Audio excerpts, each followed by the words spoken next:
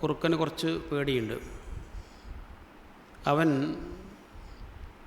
മെല്ലെ കാട്ടിലൂടെ നടന്ന് ഒരു കഴുതയെ കണ്ടെത്തി. കഴുതയുടെ അടുത്ത് സഹവാസം കൂടി കഴുതയോട് പറഞ്ഞു, നിന്നെ നമ്മുടെ രാജാവ് വിളിക്കുന്നുണ്ട്. ഈ കാട്ടിലെ ഒരു പ്രധാന ഉത്തരവാദിത്വം, രാജാവിൻ്റെ തൊട്ട് താഴെയുള്ള ഒരു സ്ഥാനം നിനക്ക് നൽകാൻ വേണ്ടിയാണ് വിളിക്കുന്നത്. അതുകൊണ്ട് നീ എൻ്റെ കൂടെ വരണം.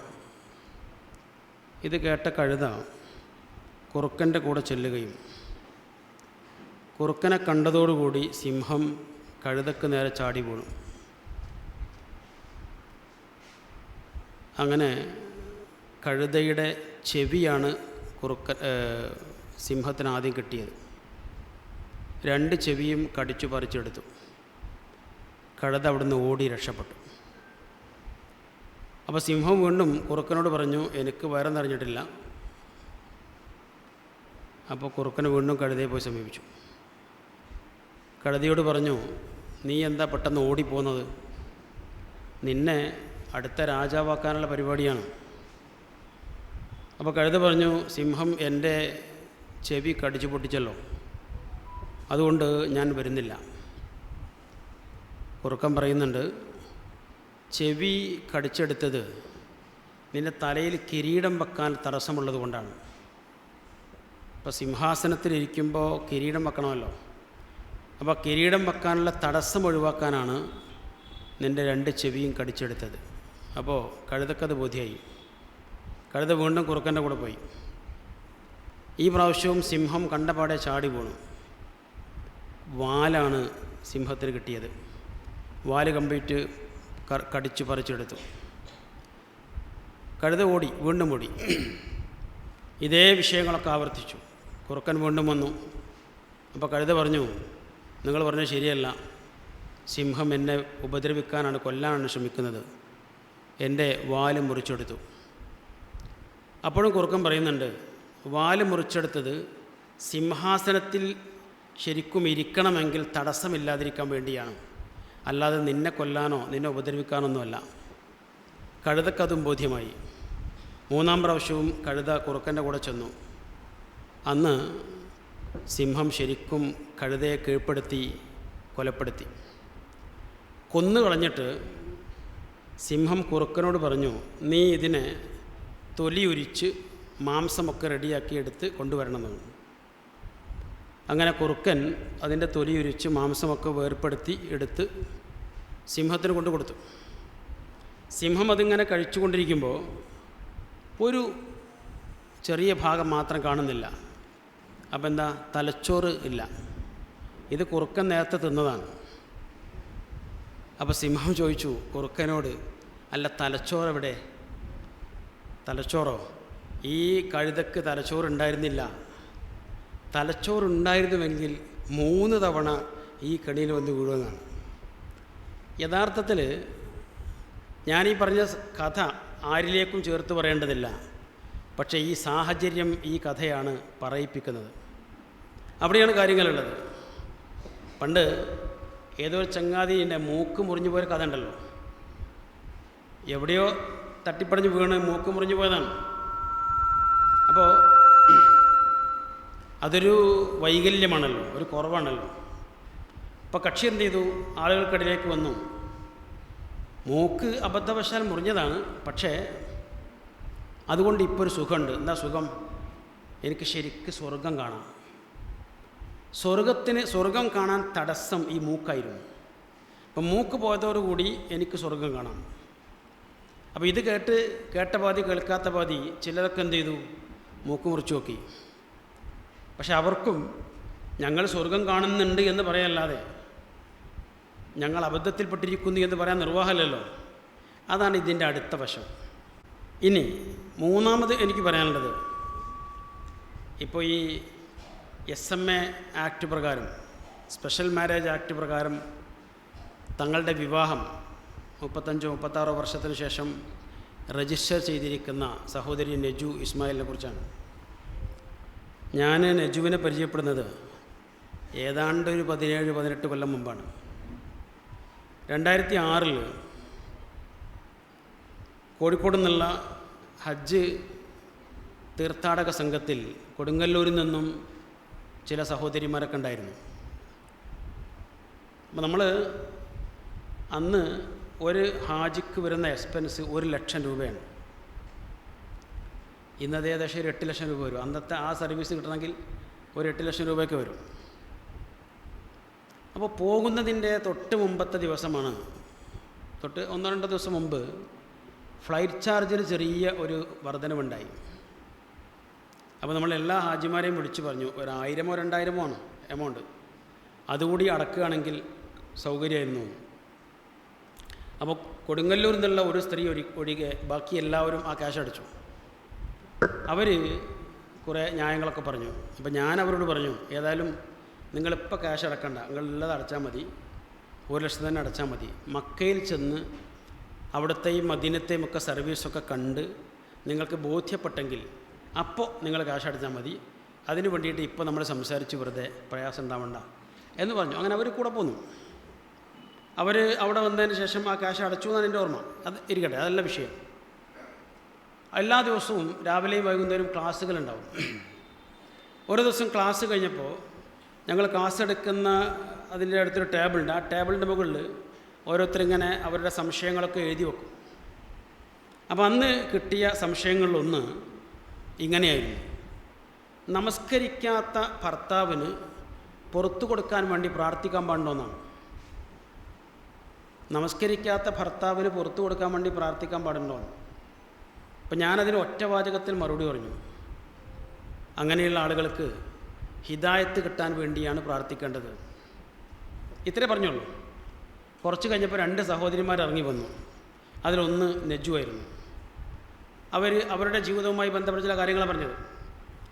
അവിടുന്ന് അങ്ങോട്ട് ആ ഒരു ടീമിൽ ഏറ്റവും നല്ല സേവനം ചെയ്ത, നന്നായി സർവീസ് ചെയ്ത, ഒരുപാട് ആളുകളെ സഹായിച്ച, പ്രത്യേകിച്ച് ഒരു പ്രായമുള്ള സഹോദരി വീണ് കാലിൻ്റെ എല്ല് പൊട്ടി അവരെ ഹോസ്പിറ്റലിലേക്ക് കൊണ്ടുപോകുമ്പോൾ ആംബുലൻസിൽ കയറാൻ ആരുമില്ല അവിടെ. ഞാൻ അടുത്തുള്ളതുകൊണ്ട് ഞാൻ എൻ്റെ കൂടെ കയറി. അപ്പോൾ തൊട്ടടുത്ത് നെജുണ്ട്. ഞാൻ വിളിച്ചു, ഒന്ന് ഇതിൽ കയറാൻ പറ്റുമെന്ന് ചോദിച്ചു. അവർ കയറി. അങ്ങനെ അവരുടെ കൂടെ ആ സ്ത്രീയെ അവിടെ ഹോസ്പിറ്റലിൽ എത്തിച്ചു. ഹോസ്പിറ്റലിൽ അഡ്മിറ്റ് ചെയ്തപ്പോൾ അവിടെ ആരെങ്കിലും ഒരാൾ നിൽക്കണം. ഞാൻ നെജുവിനോട് ചോദിച്ചു, നിങ്ങൾക്കൂടെ നിൽക്കാൻ പറ്റുമോ ചോദിച്ചു.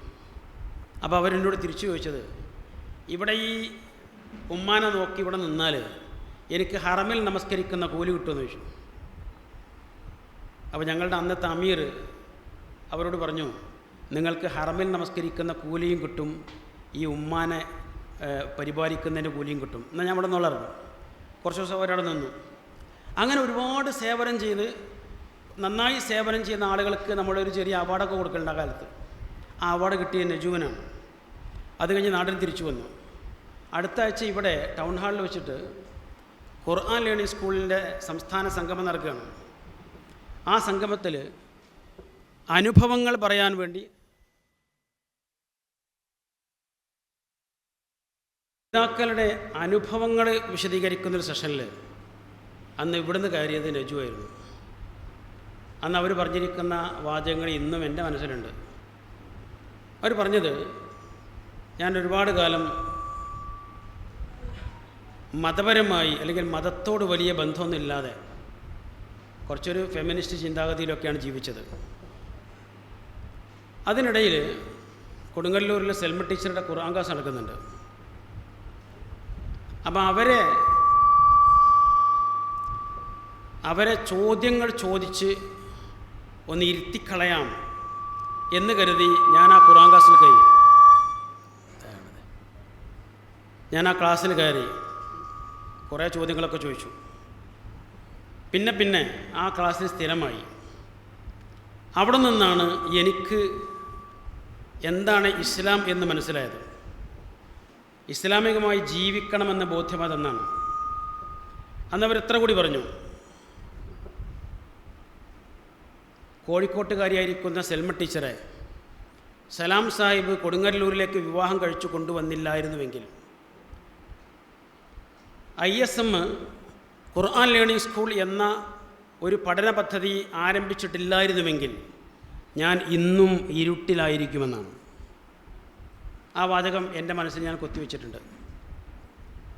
അവിടെ നിന്ന് ഇങ്ങോട്ട് ആ ഹജ്ജ് മുതൽ ഇന്ന് വരെയും ഞങ്ങൾ തമ്മിൽ നല്ല ഫ്രണ്ട്സാണ്. പല കാര്യങ്ങൾക്കും വിളിക്കാറുണ്ട്, ചോദിക്കാറുണ്ട്, അന്വേഷിക്കാറുണ്ട്, സംശയങ്ങൾ ചോദിക്കാറുണ്ട്. അങ്ങനെ പോയിക്കൊണ്ടിരിക്കുന്ന നല്ലൊരു ആ ഒരു റിലേഷനൊന്നും യാതൊരു തകരാറില്ല. പക്ഷേ ഇവിടെ വന്ന് അവരൊരുപാട് നല്ല കാര്യങ്ങൾ, സാമൂഹ്യക്ഷേമ പ്രവർത്തനങ്ങൾ, ജീവകാരുണ്യ പ്രവർത്തനങ്ങൾ, വിദ്യാഭ്യാസം, അങ്ങനെ പല മേഖലയും അവർ പ്രവർത്തിക്കുന്ന നമുക്കറിയാം. അവിടങ്ങളിലൊക്കെ ഇടയ്ക്കുണ്ടാകുന്ന എന്തെങ്കിലും ആശങ്കകളോ ആശയക്കുഴപ്പങ്ങളോ വന്നാൽ ഉടനെ വിളിക്കും, അങ്ങനെ സംസാരിക്കാറുണ്ട്. പക്ഷെ ഇപ്പോൾ കുറച്ച് കാലമായിട്ട് അങ്ങനെ കാര്യമായി വിളിക്കുകയോ എന്തെങ്കിലും വിഷയങ്ങൾ അന്വേഷിക്കുകയോ ചെയ്യാറില്ല. അതിപ്പോൾ എല്ലായ്പ്പോഴും ഇതിന് ആവശ്യം ഉണ്ടാവില്ലല്ലോ. കാരണം ചില കാര്യങ്ങൾ നമുക്ക് ബോധ്യമായി കഴിഞ്ഞാൽ പിന്നെ അതൊരാൾ ചോദിക്കേണ്ട കാര്യം ഉണ്ടാവില്ല. അതുകൊണ്ട് ആയിരിക്കണം. പക്ഷേ എനിക്ക് ഒറ്റ വാചകം പറയാനുള്ളത്, ഇപ്പോൾ അവർ എത്തിച്ചേർന്നിരിക്കുന്ന ഈ ഒരു സാഹചര്യം ഉണ്ടല്ലോ, ആ സാഹചര്യത്തെ നേരിടാൻ, അല്ലെങ്കിൽ ഈ ഒരു അവസ്ഥ, അതിലൊട്ടും പേടിയില്ല, ഭയമില്ല, യാതൊരു പ്രശ്നവുമില്ല. പലരുടെയും മനസ്സിൽ അവരുടെ ചിന്താഗതി ഞാനുള്ളത്, പക്ഷേ ഭയം കൊണ്ടാണ്, പേടി കൊണ്ടാണ് വരാത്തതെന്നൊക്കെയാണ്. എനിക്ക് അതിൽ പറയാത്തത്രയേ ഉള്ളൂ. വിശുദ്ധ ഖുർആനിൻ്റെ ഒരു ഉദാഹരണം പറയാലോ. കടലിൻ്റെ ആഴമറിയുന്നവർക്ക് അതിലേക്ക് ഇറങ്ങാൻ ഇത്തിരി ഭയമുണ്ടാവും. അതിൻ്റെ ആഴമറിയാത്തവർ ഒരുപക്ഷേ അതിലേക്ക് എടുത്തു ചാടുകയും ചെയ്യും.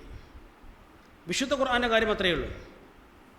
ഖുർആനിൻ്റെ ആഴങ്ങളിലേക്ക് ഇറങ്ങി ചെല്ലുമ്പോൾ, അതിൻ്റെ ആഴമറിയുമ്പോൾ, അതിൻ്റെ വ്യാപ്തി അറിയുമ്പോൾ, അതിൻ്റെ വിശാലമായ ആശയതലമറിയുമ്പോൾ എടുത്തു ചാടാൻ, അതിലുള്ള ഇന്ന കാര്യങ്ങളിൽ മാറ്റം വേണം, തിരുത്തൽ വേണം എന്നൊക്കെ പറയാൻ സ്വാഭാവികമായി കുറച്ച് പേടിയുണ്ടാവും. അത്ര ആഴമറിയില്ലെങ്കിൽ അത്ര പേടിയുണ്ടാവില്ല. അത് മാത്രമേ എനിക്കതിൽ കുറിച്ച് പറയാനുള്ളൂ. മറ്റൊന്നുകൂടി, വിശുദ്ധ ഖുർആൻ ഉപയോഗിച്ച് ആളുകൾക്ക് മതവിധി പറഞ്ഞു കൊടുക്കുമ്പോൾ, ഇതാണ് മതമെന്ന് പറഞ്ഞു കൊടുക്കുമ്പോൾ, അത് മുസ്ലിങ്ങൾക്കാണെങ്കിലും ഇനി ഇതര നമ്മുടെ സഹോദര അംഗങ്ങൾക്കാണെങ്കിലും ഒരു മതവും ഇല്ലാത്തവർക്കാണെങ്കിലും ഒക്കെ മതവിധി കൊടുക്കുമ്പോൾ, ഫത്വ കൊടുക്കുമ്പോൾ, ഇന്നതൊക്കെ ഖുർആനിലുണ്ട്, ഇന്നതൊക്കെ ഖുർആനിലില്ല എന്നൊക്കെ പറയുമ്പോൾ, അതിൻ്റെ മുമ്പ് ജീവിതത്തിൽ ഒരു തവണയെങ്കിലും ഗുരുമുഖത്ത് നിന്ന് ഖുർആൻ പഠിക്കാനുള്ള ഒരു സൗഭാഗ്യമുണ്ടാവണം. അത്രേ ഞാൻ പറയുന്നുള്ളൂ. ജീവിതത്തിൽ ഒരൊറ്റ തവണയെങ്കിലും, പ്രത്യേകിച്ച് വിശുദ്ധ ഖുർആൻ്റെ ഭാഷ അറബിയാണല്ലോ, ആ അറബി ഭാഷയിൽ വലിയ ഒരു പ്രാവീണ്യമൊക്കെ നേടാൻ കഴിയാത്ത ആളുകളാകുമ്പോൾ പ്രത്യേകിച്ചും അവർ വിശുദ്ധ ഖുർആനെ ഒരൊറ്റ തവണയെങ്കിലും പൂർണ്ണമായി A to Z ഒരു ഗുരുമുഖത്ത് നിന്ന് പഠിക്കാനുള്ള അവസരങ്ങൾ കണ്ടെത്തിയിരിക്കണം. എന്നാൽ പിന്നീട് പറഞ്ഞ ഒരു ഗുരു ആരാവട്ടെ, ആ ഗുരുവിന് ഒരു അബദ്ധവും സംഭവിക്കില്ല എന്നോ അവരിൽ പോരായ്മ ഉണ്ടാവില്ല എന്നൊന്നുമല്ല, അതൊക്കെ സംഭവിക്കാം. അതൊക്കെ നമുക്ക് എന്ത് ചെയ്യാൻ പറ്റും? അടുത്ത ഒരു പഠനത്തിലൂടെ വീണ്ടും ഒന്നൊരു വായിക്കുമ്പോൾ അത് പരിഹരിക്കാൻ കഴിയും. അങ്ങനെ ഒരു സൗഭാഗ്യം ലഭിച്ചിരിക്കുന്ന ആളുകളായിരിക്കണം ഒരു ദൈവിക ഗ്രന്ഥത്തെക്കുറിച്ച് അതിൽ ഇന്നതുണ്ട്, ഇന്നതില്ല, അങ്ങനെ ഉണ്ട്, ഇങ്ങനെ ഉണ്ട് എന്നൊക്കെ പറയുന്ന ഒരവസ്ഥയിലേക്ക് വരാവും. നമ്മൾ ഇവിടെ ഇങ്ങനെ ഒരു പ്രോഗ്രാം പ്ലാൻ ചെയ്തപ്പോൾ, അതിൻ്റെ ആദ്യ മെസ്സേജ് വന്നപ്പോൾ ഞാൻ ഒരിക്കലും പ്രതീക്ഷിച്ചില്ല ഇത്ര ആളുകൾ ഈ പരിപാടിക്ക് പങ്കെടുക്കുന്നുള്ളത്. ഇപ്പോഴും ആളുകൾ വന്നുകൊണ്ടിരിക്കുന്നുണ്ട്. പക്ഷേ നല്ലൊരു ആൻറ്റി പബ്ലിസിറ്റി കിട്ടിയിട്ടുണ്ട്. അതാണ് ഇത്രയും ആളുകൾ, പ്രത്യേക സഹോദരിമാർ, ഇത്രയധികം ഈ ഒരു വർക്കിംഗ് ഡേയിൽ ഇവിടെ വന്നിരിക്കാൻ കാരണം. ആ ഒരു മെസ്സേജ് പുറത്തു വന്നത് മുതൽ ഇന്ന് ഈ നിമിഷം വരെ വോയിസുകളായിട്ടും ടെക്സ്റ്റുകളായിട്ടും പല വിധത്തിലുള്ള പ്രതികരണങ്ങളായിട്ടുമൊക്കെ ഇങ്ങനെ തുരുതുര വന്നുകൊണ്ടേയിരിക്കുകയാണ്. ആദ്യം ഒന്നൊക്കെ വന്നപ്പോൾ സ്വാഭാവികമെന്ന് കരുതിയുള്ളൂ. പിന്നെ ഇങ്ങനെ വന്നുകൊണ്ടേയിരുന്നപ്പോൾ മനസ്സിലായി എന്തോ ഒരു ആർക്കൊക്കെയോ എവിടെയൊക്കെയോ എന്തൊക്കെയോ ഒരു ബേജാറോ ഒരു വെപ്രാളൊക്കെ ഉണ്ടെന്നുള്ളത്. അതൊന്നും വിഷയമല്ല. ഞാൻ സൂചിപ്പിക്കുന്നത്, അങ്ങനെ പറഞ്ഞു വരുന്ന പല കാര്യങ്ങളിലും വിശുദ്ധ ഖുർആനുമായി നേരിട്ട് വേണ്ടത്ര അതിൻ്റെ ആഴത്തിൽ ധാരണയില്ലാത്തതുകൊണ്ടാവാം, അല്ലാതിരിക്കാം. ഇന്നത് ഖുർആനിലില്ല എന്ന് തറപ്പിച്ച് പറയുമ്പോൾ ഒന്നുകൂടി ആ കാര്യങ്ങൾ ആലോചിക്കണം. ഇന്നതുണ്ട് എന്ന് പറയുമ്പോൾ ഞാൻ ഒറ്റ ഉദാഹരണം പറയാം. ഈ എന്തുകൊണ്ടാണ് സിവിൽ നിയമങ്ങൾ ഖുർആനിൻ്റെയും അതുപോലെ നബിചര്യയുടെയും അടിസ്ഥാനത്തിൽ സ്വീകരിക്കുകയും എന്നാൽ ക്രിമിനൽ നിയമങ്ങൾ ഇന്ത്യ രാജ്യത്തിൻ്റെ നിയമങ്ങൾ സ്വീകരിക്കുകയും ചെയ്യുന്നത് എന്നുള്ളത് വളരെ വ്യാപകമായി പലപ്പോഴായി ആവർത്തിച്ചാവർത്തിച്ച് ചർച്ചക്കിട്ടിരിക്കുന്നൊരു വിഷയമാണ്. സിവിൽ നിയമങ്ങളും ക്രിമിനൽ നിയമങ്ങളും രണ്ടും ഒരേ സോഴ്സ് നല്ല സ്വീകരിക്കേണ്ടത്. സിവിൽ നിയമങ്ങൾക്ക് വേണ്ടി ഇന്ത്യയിലെ ശരിയത്ത് ആക്ട് സ്വീകരിക്കുന്നുവെങ്കിൽ ക്രിമിനൽ നിയമങ്ങൾക്ക് വേണ്ടി എന്തുകൊണ്ടാണ് സ്വീകരിക്കാത്തത്? അപ്പോൾ അവരവർക്ക് താല്പര്യമുള്ളതനുസരിച്ച് കാര്യങ്ങൾ ചെയ്യാം എന്നല്ലേ? അങ്ങനെയാണെങ്കിൽ ക്രിമിനൽ നിയമങ്ങൾ ഇന്ത്യ രാജ്യത്തിൻ്റെ ഭരണഘടനയുള്ള നിയമങ്ങൾ സ്വീകരിക്കുമ്പോൾ സിവിൽ നിയമങ്ങളിലും അങ്ങനെ തന്നെ ആയിക്കൂടെ എന്നാണ് അതിൻ്റെ ആകത്തുക. ഒറ്റ കാര്യം പറയാലോ, കൂടെ അവർ പറയുന്നുണ്ട് ഈ കട്ടവരെ കൈമുറിക്കാൻ പാടില്ല, അതൊന്നും അങ്ങനെ കൈമുറിക്കണമെന്നും ഖുർആനിലില്ല എന്നൊക്കെ പറയുന്നുണ്ട്. അസാരിഖു വസാരിഖത്തു ഫഖ്തഉ ഐദിയഹുമ എന്ന ഖുർആൻ്റെ പച്ചയായ ഒരു സംഗതിയാണ്. ആണ് കട്ടാലും പെണ്ണ് കട്ടാലും ഒക്കെ അവരുടെ കൈ വെട്ടണം അത് പറഞ്ഞാണ് ഖുർആൻ. നേരിട്ട് ഒരു വ്യാഖ്യാനത്തോ വിശദീകരണത്തിൻ്റെയോ ഒന്നും ആവശ്യമില്ല, വ്യക്തമായിട്ട് പറഞ്ഞിട്ടുണ്ട്. അസ്സാനിയത്തു വസ്സാനി ഫജ്രിദു കുല്ല വാഹിദിൻ മിൻഹുമാ മിഅത ജൽദ. വ്യഭിചാരിണിയെയും വ്യഭിചാരിയെയും 100 അടി അടിക്കണം. ഇത് ഖുർആൻ പറഞ്ഞ കാര്യങ്ങളാണ്, അതിന് ക്രിമിനൽ നിയമങ്ങളുമാണ്. പിന്നെ കൊന്നവനെ കൊല്ലണം. അത് ഖുർആൻ കൃത്യമായിട്ട് പറഞ്ഞല്ലേ, കുത്തിബ അലൈക്കുമുൽ ഖിസാസു ഫിൽ ഖത്ല. കൊലയാളിയുടെ കാര്യത്തിൽ തുല്യ ശിക്ഷ നടപ്പിലാക്കൽ നിങ്ങളുടെ മേൽ ബാധ്യതയാണ് ഖുർആൻ പറഞ്ഞിട്ടുണ്ട്. ഇതൊക്കെ ക്രിമിനൽ നിയമങ്ങളാണ്. എന്നാൽ ഇത് നടപ്പിലാക്കേണ്ടത് എങ്ങനെയാണ്? ഖുർആൻ ഇങ്ങനെ ഉണ്ടല്ലോ. അതുകൊണ്ട് നമ്മുടെ മുമ്പിൽ നമ്മൾ ജീവിക്കുന്ന ഒരു ഇസ്ലാമിക രാഷ്ട്രത്തായിക്കോട്ടെ, ഒരു ഇസ്ലാമിക രാഷ്ട്രത്തെ നമ്മൾ ജീവിക്കട്ടെ, ഇസ്ലാമിക ശരീഅത്തനുസരിച്ചാണ് അവിടുത്തെ കോടതികൾ വിധിക്കുന്നതെന്നിരിക്കട്ടെ. എന്നാലും ആ രാജ്യത്ത് ജീവിക്കുന്ന നമുക്ക് നമ്മുടെ കൺമുമ്പിൽ വെച്ച് ഒരാളെ മറ്റൊരാളെ കൊന്നാൽ നമ്മളാണ് ദൃക്സാക്ഷി, വേണമെങ്കിൽ വേറെയും സാക്ഷികളുണ്ട്. എന്നാൽ പോലും ആ കൊലയാളിയെ ഖുർആൻ പറഞ്ഞ പോലെ തിരിച്ചു കൊല്ലാനുള്ള അധികാരം ഇസ്ലാമിക രാജ്യത്ത് ജീവിക്കുന്ന ഒരു പൗരൻ എന്ന നിലക്ക് എനിക്കോ നിങ്ങൾക്കുണ്ടാവോ? ഉണ്ടാകാൻ പാടുണ്ടോ? മഹാനായിരിക്കുന്ന ഉമർ ഖത്താബ് റളിയല്ലാഹു അൻഹു ഖലീഫയായിരിക്കുമ്പോൾ, അദ്ദേഹത്തിൻ്റെ അവസാനകാലം നമുക്കറിയാലോ, ഖലീഫയായിരിക്കുമ്പോൾ അദ്ദേഹത്തെ പിന്നിൽ നിന്ന് കുത്തി അതിൻ്റെ ഭാഗമായിട്ട് അദ്ദേഹം മരണപ്പെടുന്നത്. ആരാ കുത്തിയത്? ഒരു ജൂതനാണ്. ആ അമീറുൽ മുഅ്മിനീനെ കുത്തിക്കൊലപ്പെടുത്തിയിരിക്കുന്ന ആ ജൂതനെ ഉമർ ഖത്താബ് റളിയല്ലാഹുവിൻ്റെ മകൻ കൊലപ്പെടുത്തി. ആ കൊലപ്പെടുത്തിയിരിക്കുന്ന മകന് ഒരുപാട് ന്യായങ്ങളുണ്ട്. എന്തൊക്കെയാണ് ന്യായം? 1, എൻ്റെ പിതാവിനാണ് അയാൾ കൊന്നത്. 2, അമീറുൽ മുഅ്മിനീനെയാണ് കൊന്നത്, ഭരണാധികാരിയെ. 3, പ്രവാചകരുടെ ഭാര്യയുടെ പിതാവിനാണ് കൊന്നത്. 4, പ്രവാചകൻ്റെ ഏറ്റവും അടുത്ത സതീർത്ഥ്യനാണ്, സഹവാസിയാണ്, സ്വഹാബിയാണ്, അദ്ദേഹത്താണ് കൊന്നത്. അതുകൊണ്ട് ഞാൻ ആ കൊലയാളിയെ കൊല്ലുന്നു എന്ന് ഇയാൾക്ക് ന്യായം പറയാം. ഉമർ ഖത്താബിൻ്റെ മകൻ എന്ത് ചെയ്തു? ആ ജൂതനെ കൊന്നു, തൻ്റെ പിതാവിനെ കൊന്ന കൊലയാളിയെ കൊന്നു. ആ കേസ് അവിടുത്തെ കോടതിയിലെത്തി. ആ കോടതി നടക്കുമ്പോൾ ആ കോടതിക്ക് മുകളിലുള്ള ആ രാജ്യം ഭരിക്കുന്ന അമീർ മുഅ്മിനീനാരാ? ഉസ്മാൻ ബിൻ അഫ്ഫാൻ റളിയല്ലാഹു അൻഹു. കോടതി ആ കേസിൽ വിധി പറഞ്ഞു. എന്താ വിധി എന്നറിയോ? ഈ ജൂതനെ കൊലപ്പെടുത്തിയിരിക്കുന്ന അഥവാ ഉമർ ഖത്താബിൻ്റെ മകനെ തിരിച്ചു കൊല്ലണം. ഖുർആൻ പറഞ്ഞ കാര്യമില്ല അദ്ദേഹം നടപ്പിലാക്കിയിട്ടുള്ളൂ. ഖുർആൻ പറഞ്ഞ കാര്യം, ഖുർആൻ പറഞ്ഞിരിക്കുന്ന ക്രിമിനൽ നിയമമല്ല നടപ്പിലാക്കിയത്. കുത്തിബ അലൈക്കുമുൽ ഖിസാസ് ഫിൽ ഖത്ല. കൊലയാളിയുടെ കാര്യത്തിൽ തുല്യ ശിക്ഷ നടപ്പിലാക്കൽ നിങ്ങളുടെ ബാധ്യതയാണ്, നിങ്ങൾക്ക് നിയമമാക്കപ്പെട്ടിരിക്കുന്നു എന്ന ആയത്ത് പറഞ്ഞു സൂറത്തുൽ ബഖറയിൽ. അതല്ലേ ഉമർ ഖത്താബിൻ്റെ മകൻ ആസിമാണെന്ന് തോന്നുന്നത് ആ മകൻ ചെയ്തത്. എന്നിട്ടും അദ്ദേഹത്തിനെതിരെ വധശിക്ഷ വിധിച്ചു. പിന്നെ എങ്ങനെ രക്ഷപ്പെട്ടത്? അതും പറയാം. രക്ഷപ്പെട്ടു അദ്ദേഹം. എങ്ങനെ രക്ഷപ്പെട്ടത്? നമ്മുടെ നാട്ടിലുമുണ്ട്. ഇപ്പോൾ ഇന്ത്യ രാജ്യത്ത് ഒരാളെ സുപ്രീം കോടതി തന്നെ തൂക്കിക്കൊല്ലാൻ വിധിച്ചു. ആ തൂക്കിക്കൊല്ലാൻ വിധിച്ചിരിക്കുന്ന ആൾക്ക് എന്തുണ്ട്? അവസാനത്തൊരു അത്താണിയുണ്ട്, ഒരു ദയാഹർജി രാഷ്ട്രപതിയുടെ മുമ്പിൽ. രാഷ്ട്രപതിക്ക് എന്ത് ചെയ്യാം? ഈ വിധി നടപ്പിലാക്കാൻ വേണ്ടി പറയാം, അതിൽ നിന്ന് അയാൾ ഒഴിവാക്കാം. രണ്ടിനും പിന്നെ അധികാരമുണ്ട്. അത് ഉപയോഗിച്ചിട്ട് ചിലരൊക്കെ രക്ഷപ്പെടാറുണ്ട്. എന്ന പോലെ തന്നെ അവിടുത്തെ കോടതി തിരിച്ച് വധശിക്ഷ വിധിച്ചിരിക്കുന്ന ഈ സഹോദരനെ അന്നത്തെ ഭരണാധികാരിയായിരിക്കുന്ന ഉസ്മാൻ റളിയല്ലാഹു അൻഹു ആ വീറ്റോ ഉപയോഗിച്ചിട്ടാണ് അദ്ദേഹത്തെ മോചിപ്പിച്ചത്.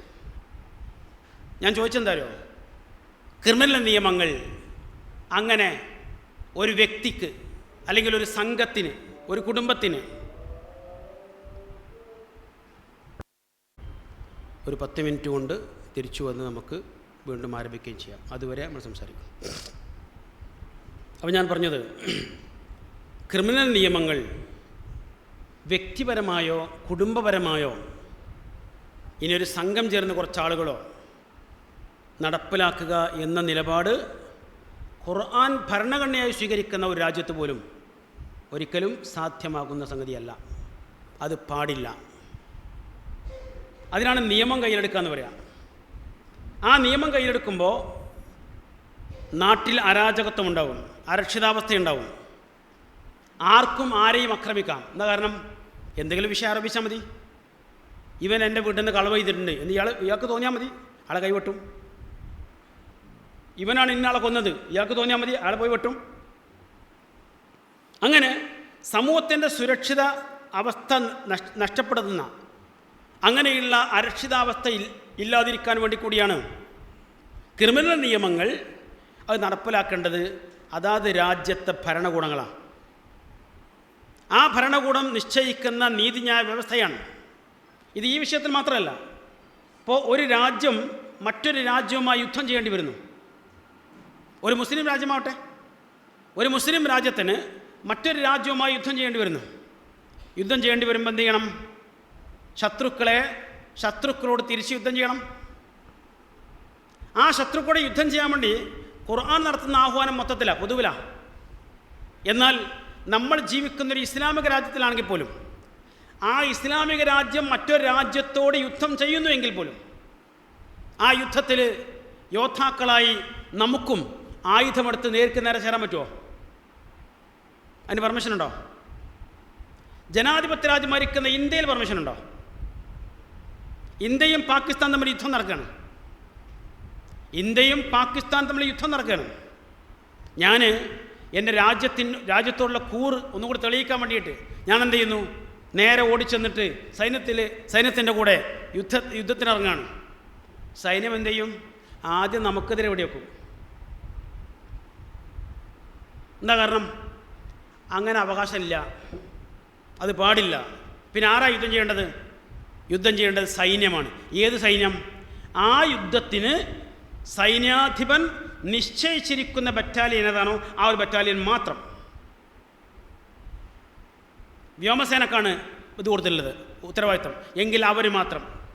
നാവികസേനക്കാണ് കൊടുത്തത്, എങ്കിൽ അവർ മാത്രം. കരസേനക്കാണ് കൊടുത്തത്, എങ്കിൽ അവർ മാത്രം. ഇനി ഈ പറയുന്നതിൽ നിന്നൊക്കെ ഒരു പ്രത്യേക ടീമിനെ മാത്രമാണ് തിരഞ്ഞെടുത്ത്, എങ്കിൽ അവർ മാത്രം. അവർക്കേ യുദ്ധം ചെയ്യാൻ കഴിയുള്ളൂ. അപ്പോൾ അതിനെന്ത് ചെയ്യണം? ആദ്യം നമ്മുടെ സൈന്യത്തിൽ അംഗമാവണം, ആ സൈനിക പരിശീലനം നടണം, എന്നിട്ട് ഈ പറയപ്പെടുന്ന ഏതെങ്കിലും ബറ്റാലിയൻ ഉൾപ്പെടണം. എന്നിട്ട് നമ്മൾ ആ യുദ്ധത്തിൽ തിരഞ്ഞെടുക്കപ്പെടണം. അന്ന് മാത്രമേ എന്താവുള്ളൂ? യുദ്ധത്തിൽ നമുക്ക് പങ്കെടുക്കാൻ പറ്റുള്ളൂ. ഇത് ജനാധിപത്യ രാജ്യം മാത്രമല്ല, ഏത് രാജ്യത്തും അങ്ങനെ തന്നെയാണ്. റസൂലുള്ളാഹി സ്വല്ലല്ലാഹു അലൈഹി വസല്ലമയുടെ കാലത്ത് ചില യുദ്ധങ്ങളൊക്കെ നടന്നപ്പോൾ ആ യുദ്ധത്തിൽ പങ്കെടുക്കാൻ താല്പര്യം കാണിച്ചുകൊണ്ട് വന്നിരിക്കുന്ന പലരും ആയുധമണിഞ്ഞ്, കവചമണിഞ്ഞ്, പടയങ്കി അണിഞ്ഞ് പ്രവാചക സന്നിധിയിൽ വന്നിരിക്കുന്ന ചിലരോട് റസൂൽ ചോദിക്കുന്നുണ്ട്, നിൻ്റെ വീട്ടിൽ ആരൊക്കെയുണ്ട്? പ്രായമുള്ള മാതാപിതാക്കളൊക്കെ ഉണ്ടോ? അപ്പോൾ ഒരു സഹോദരൻ പറഞ്ഞു, ഉണ്ട്, പ്രായമായ മാതാപിതാക്കളുണ്ട്. റസൂൽ എന്ത് ചെയ്തു? ആ മനുഷ്യനെ തിരിച്ചയച്ചു. എന്നിട്ട് പറഞ്ഞു, നിൻ്റെ ജിഹാദ്, നിൻ്റെ യുദ്ധം അതെവിടെ? അത് നിൻ്റെ മാതാപിതാക്കളെടുത്താൽ വേണ്ടത് എന്ന് പറഞ്ഞാൽ അവരെ സംരക്ഷിക്കാനും പരിരക്ഷിക്കുവാനും വേണ്ടി നീ അവിടെ ചെലവഴിക്കണം, നീ യുദ്ധത്തിൽ പങ്കെടുക്കാൻ പാടില്ല. മൂന്നാം ഖലീഫയായിരിക്കുന്ന ഉസ്മാൻ ബിൻ അഫ്ഫാൻ റളിയല്ലാഹുവിൻ്റെ പേരിൽ അദ്ദേഹം നാട് ഭരിക്കുന്ന കാലത്ത് ആരോപിക്കപ്പെട്ടിരിക്കുന്ന 18ഓളം വരുന്ന ആരോപണങ്ങൾ, അതിലേറെയും അർദ്ധസത്യങ്ങളായിരുന്നു.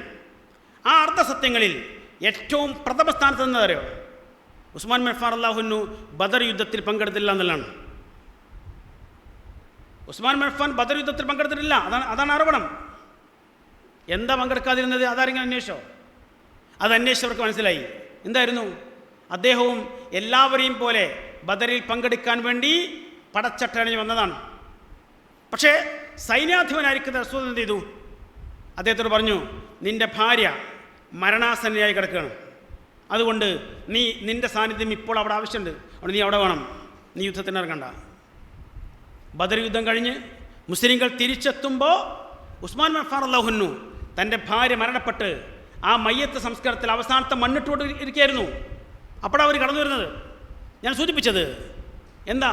എന്നാൽ ഏതെങ്കിലും ഒരു വക്ത് നമസ്കാരത്തിന്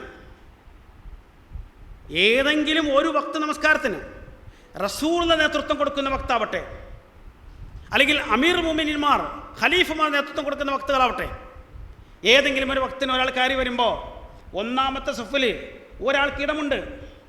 ആ ഇടമുള്ള ഇടത്തേക്ക് ഞാൻ കയറി നിൽക്കട്ടെ എന്ന് ആ ഇമാമിനോട് ചോദിക്കേണ്ട പ്രശ്നമുണ്ടോ? ഉണ്ടോ? ഒന്നാമത്തെ സഫിൽ ഒരൊറ്റ ആൾക്ക് കയറി നിൽക്കാൻ സ്ഥലമുണ്ട്. ആ സ്ഥലത്തേക്ക് ഞാൻ കയറി നിൽക്കട്ടെ എന്ന് ചോദിക്കേണ്ടതുണ്ടോ? മാത്രമല്ല, അങ്ങനെ കയറി നിൽക്കുന്ന ആരെങ്കിലും നീ ഇപ്പതിൽ പങ്കെടുക്കാൻ പാടില്ല എന്ന് പറഞ്ഞ് തിരിച്ചാക്കുമോ? എന്നാ കാരണം അതാണ് നമ്മൾ വ്യക്തിപരമായി നിർവഹിക്കേണ്ട മതപരമായ ആചാര അനുഷ്ഠാനങ്ങളുടെ വിഷയം. അതേസമയത്ത് യുദ്ധത്തിലേക്ക് വരുമ്പോൾ സൈന്യാധിപൻ പറയണം, സൈന്യാധിപൻ്റെ പെർമിഷൻ വേണം. അതുതന്നെയാണ് ക്രിമിനൽ നിയമങ്ങളുമായി ബന്ധപ്പെട്ട എല്ലാ വിഷയങ്ങളും. അതാത് രാജ്യത്തെ ഭരണകൂടങ്ങളാണ് നിർവഹിക്കേണ്ടത്. ആ വിഷയങ്ങളിൽ ഖുർആൻ പിന്നെ എന്തിനാണ് സംസാരിച്ചത്? ഈ ഖുർആൻ്റെ അടിസ്ഥാനത്തിൽ ലോകത്തെവിടെയെങ്കിലും ഒരു ചെറിയ തുരുത്തിലെങ്കിലും ഒരു ഭരണം നടക്കുന്നുവെങ്കിൽ അവിടെ സിവിൽ നിയമങ്ങൾ ഇന്നതാണെന്ന് പറയുന്ന പോലെ തന്നെ ക്രിമിനൽ നിയമങ്ങൾ ഇന്നതാണ് എന്ന് അവരെ ബോധ്യപ്പെടുത്തി കൊടുക്കാൻ. ഇതാണ് വിഷയം. ഇതെല്ലാ കാര്യത്തിലുമുണ്ട്, എല്ലാ രംഗത്തുമുണ്ട്. അത്ര കാര്യങ്ങളുള്ളൂ. മാത്രമല്ല, ഇനി സിവിൽ നിയമങ്ങളിൽ പോലും ചിലതൊക്കെ നമ്മളതിന് പ്രാപ്തരാണെങ്കിൽ മാത്രമല്ല നിർവഹിക്കേണ്ടതുള്ളൂ. ആരാധനകളിൽ, അനുഷ്ഠാനങ്ങളിൽ, ആചാരങ്ങളിൽ ഒക്കെ അല്ലേ? ഹജ്ജിന് പോകണം. ആരാ പോകേണ്ടത്?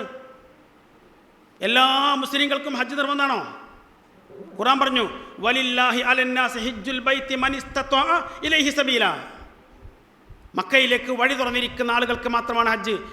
അവരുടെ മേലെ ഹജ്ജിൻ്റെ ബാധ്യത ഉള്ളൂ, അല്ലാത്തവർക്ക് പോകാം. അതാണ് വ്യക്തിപരമായി നിർവഹിക്കുന്ന ആരാധനകളുടെ ഒരവസ്ഥ. സക്കാത്ത്, സമ്പത്ത് കയ്യിൽ വരുന്ന ഓരോരുത്തരും സക്കാത്ത് കൊടുത്തിരിക്കണം. എന്നാൽ ഒരു വരുമാനം ഇല്ലാത്തവനോ? ഒരു രൂപൻ്റെ വരുമാനമില്ല, അയാൾ സക്കാത്ത് കൊടുക്കണോ? അതുകൊണ്ട് അയാളുടെ ദീനിന് എന്തോ പ്രശ്നം വരുമോ? അയാളുടെ ദീനിൽ തകരാറ് വരുമോ? ഇത്രയുള്ള വിഷയം.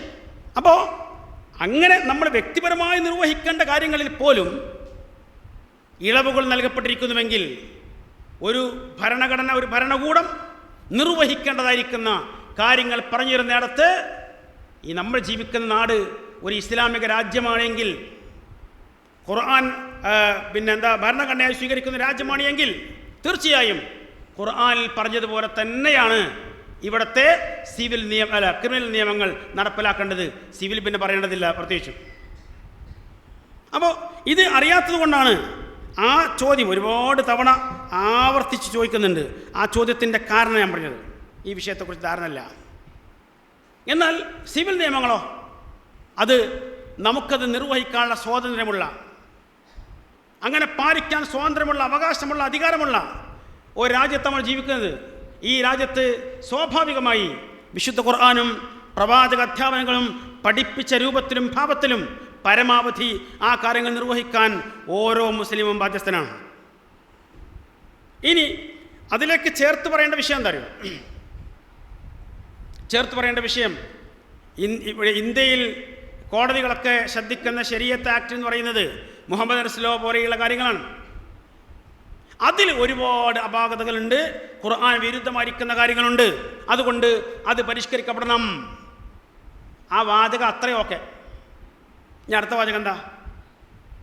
അത് പരിഷ്കരിക്കപ്പെടണം എന്ന് പറഞ്ഞ അടുത്ത വാചകം, ഖുർആനിലെ പല നിയമങ്ങളും കാലഹരണപ്പെട്ടു പോയിട്ടുണ്ട്. അപ്പോൾ എന്താ പരിഷ്കരിക്കേണ്ടത്? ഈ പറയുന്ന മുഹമ്മദ് റസൂലുള്ളാഹി ആണോ പരിഷ്കരിക്കേണ്ടത്? അതല്ല ഖുർആനാണോ? അതല്ല ഖുർആനാണോ? ഇവിടെ നേരത്തെ സൽമ ടീച്ചർ സൂചിപ്പിച്ചു. എന്താ വിഷയം? അന്ന് പുരുഷൻ്റെ പകുതി സ്ത്രീക്ക് കൊടുത്തത് ഞാൻ മുമ്പ് സൂചിപ്പിച്ചാണ്.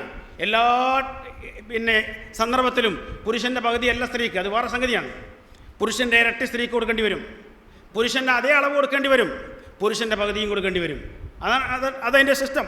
എങ്കിൽ ഇരിക്കട്ടെ, ഇനി പുരുഷൻ്റെ പകുതി സ്ത്രീക്ക് നിർദ്ദേശിക്കപ്പെടാൻ കാരണം അക്കാലത്ത് സ്ത്രീകൾക്കൊന്നും വരുമാനമുണ്ടായിരുന്നില്ല, ജോലി ഉണ്ടായിരുന്നില്ല. അപ്പോൾ കുടുംബത്തിൻ്റെ സാമ്പത്തിക ബാധ്യത പൂർണ്ണമായി പുരുഷനായിരുന്നു. അതുകൊണ്ടാണ് ലിദക്കരി മിസ്ല ഹദ്ദിൽ ഉൻസയൈൻ എന്ന് പറഞ്ഞതെന്നുള്ളതാണ്. അങ്ങനെ നമ്മൾ പൂർവ്വകാലത്തെ സഹോദരിമാരെ ഒന്നും അങ്ങനെ അണ്ടർ എസ്റ്റിമേറ്റ് ചെയ്യാൻ പാടില്ല.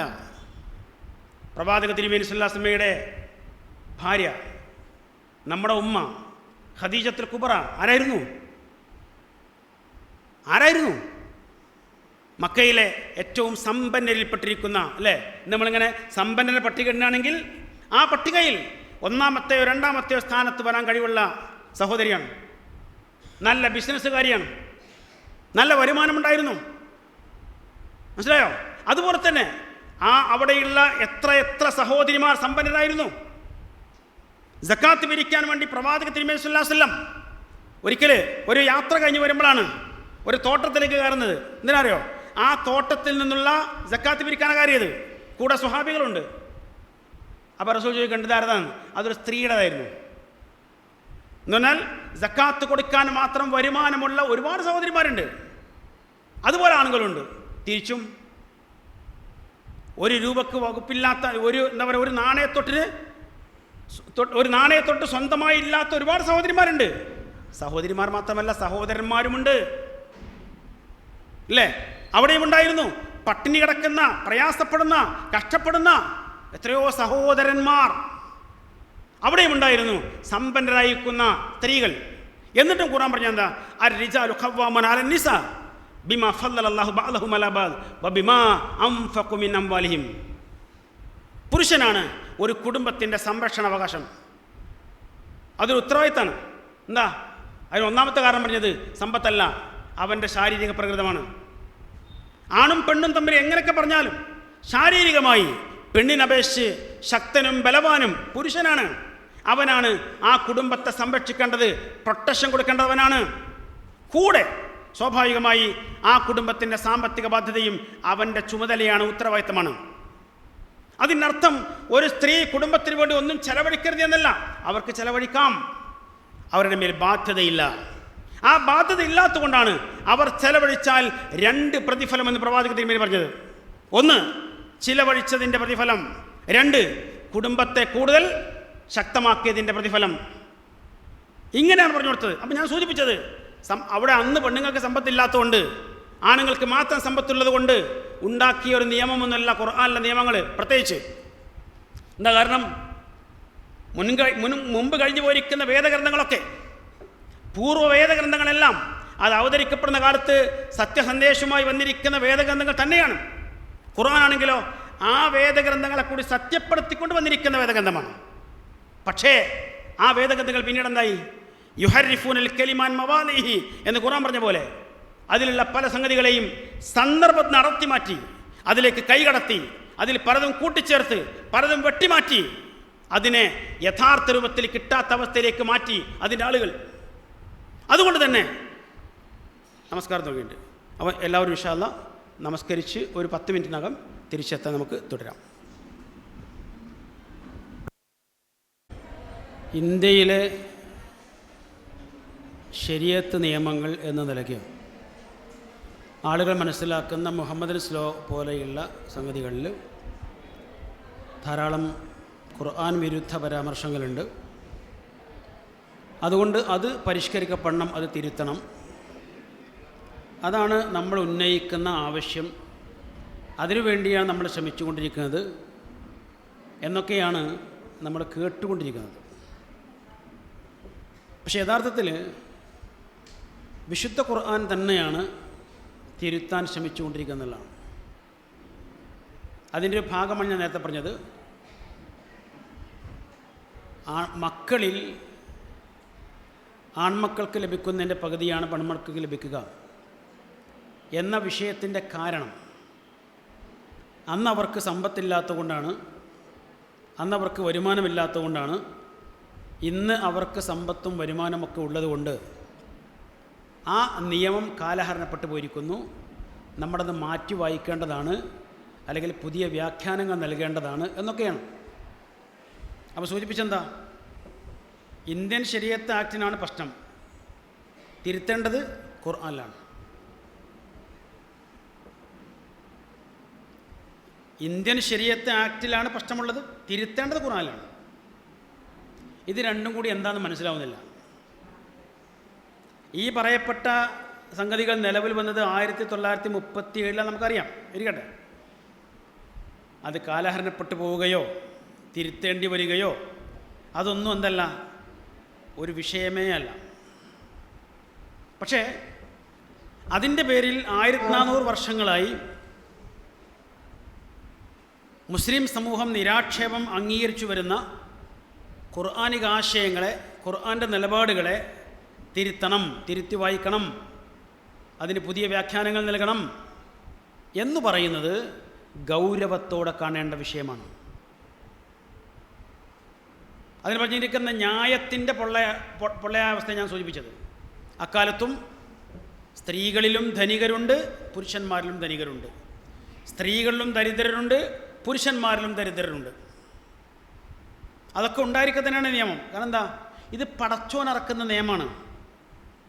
കാലം എത്ര മുന്നോട്ട് പോയാലും ഏതുവരെ പോകും, എങ്ങനെയൊക്കെ ആകും, എത്രത്തോളം ആവും, അവിടേക്കെല്ലാം എന്താണ് വേണ്ടത് എന്ന് ഈ 10-60 കൊല്ലം മാത്രം ജീവിച്ചു പോകുന്ന നമ്മളെക്കാൾ എന്തായിരുന്നാലും പടച്ച റബ്ബിന് തന്നെയാണ് അറിയുക എന്ന ആ ഒരു സാമാന്യ ബോധമെങ്കിലും നഷ്ടപ്പെടാതിരിക്കട്ടെ എന്നാണ് എനിക്ക് പ്രാർത്ഥിക്കാനുള്ളത്.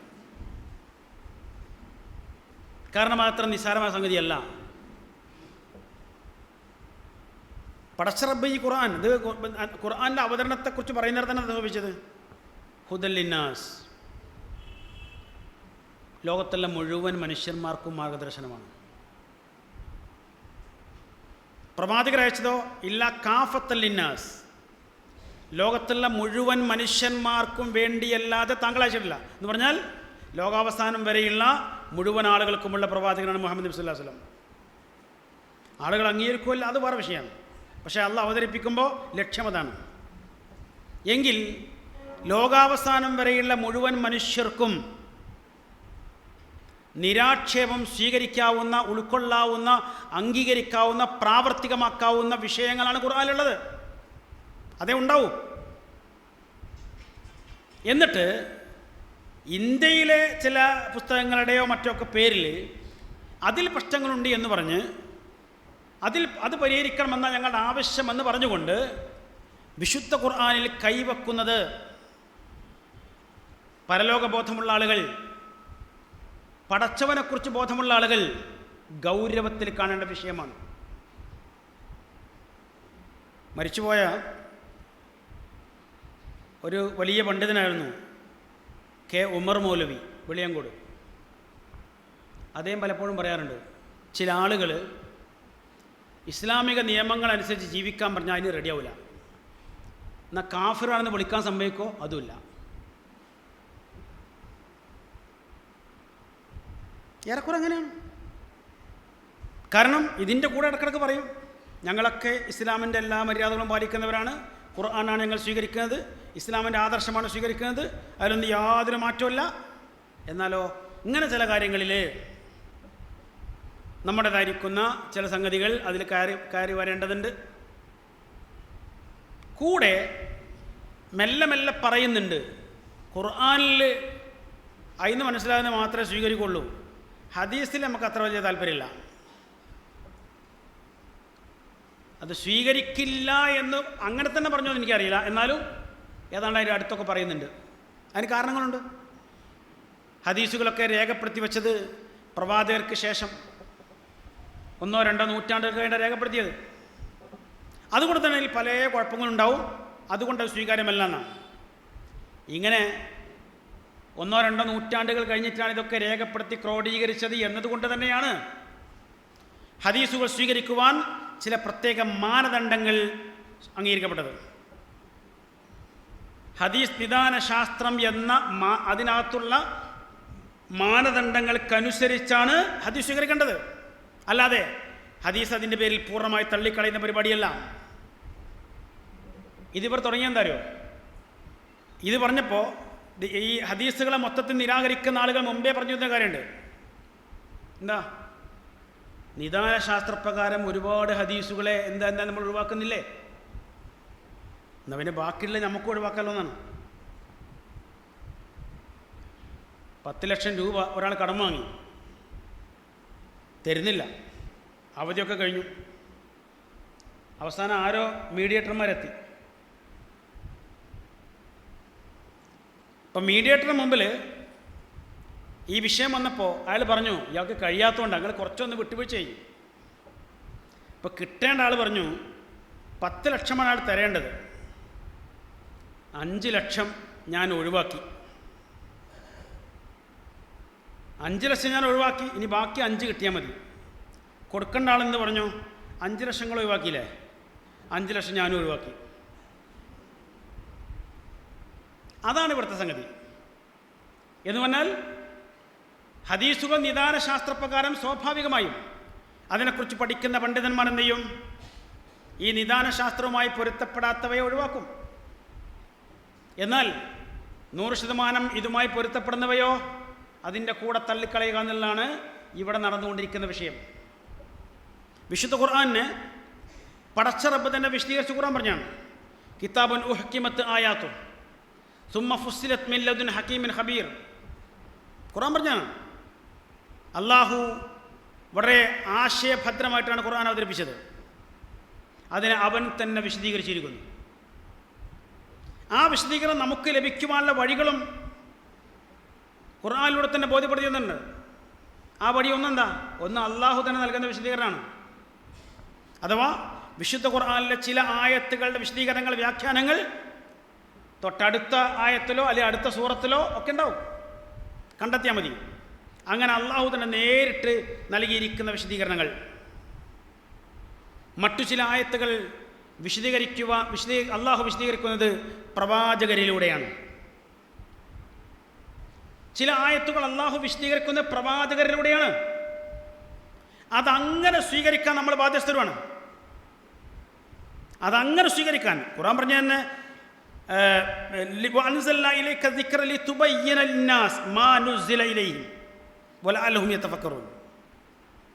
അള്ളാഹു താങ്കളിലേക്ക് ഈ വേദഗ്രന്ഥം നൽകിയത് ഈ ജനങ്ങൾക്ക് അവതരിക്കപ്പെട്ട ഈ വേദഗ്രന്ഥത്തെ താങ്കൾ വിശദീകരിച്ചു കൊടുക്കാനാണ്. വിശുദ്ധ ഖുർആനെ വിശദീകരിക്കുവാനുള്ള മനുഷ്യരിൽ നിന്നുള്ള ആദ്യത്തെ അവകാശി പ്രവാചകരാ. ഏതെങ്കിലും ഒരായത്തിൽ പ്രവാചക തിരുമേനിയുടെ വിശദീകരണം വന്നിട്ടുണ്ടെങ്കിൽ ആ വിശദീകരണത്തെ തള്ളിക്കളഞ്ഞുകൊണ്ട് മറ്റൊന്ന് സ്വീകരിക്കാൻ ഒരു മുസ്ലിമിനും ഒരിക്കലും സാധിക്കില്ല, ഒരിക്കലും കഴിയില്ല. ഒരുപാട് സ്ഥലത്ത് ഈ വിഷയം പറയുന്നുണ്ട്.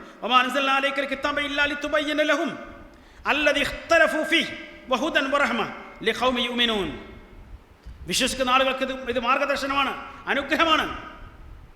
മാത്രമല്ല പ്രവാചകരെ താങ്കളിലേക്ക് വേദഗ്രന്ഥം നൽകിയത് അവർക്കിടയിൽ അഭിപ്രായ വ്യത്യാസമുള്ള വിഷയങ്ങളിൽ താങ്കൾ അതിൻ്റെ വിശദീകരണം നൽകാനാണ്. ഖുർആൻ്റെ വിശദീകരണം നൽകുവാൻ ഒന്നാമത്തെ അർഹത ആർക്കാ? മുഹമ്മദ് നബിക്കാണ്, മനുഷ്യരിൽ.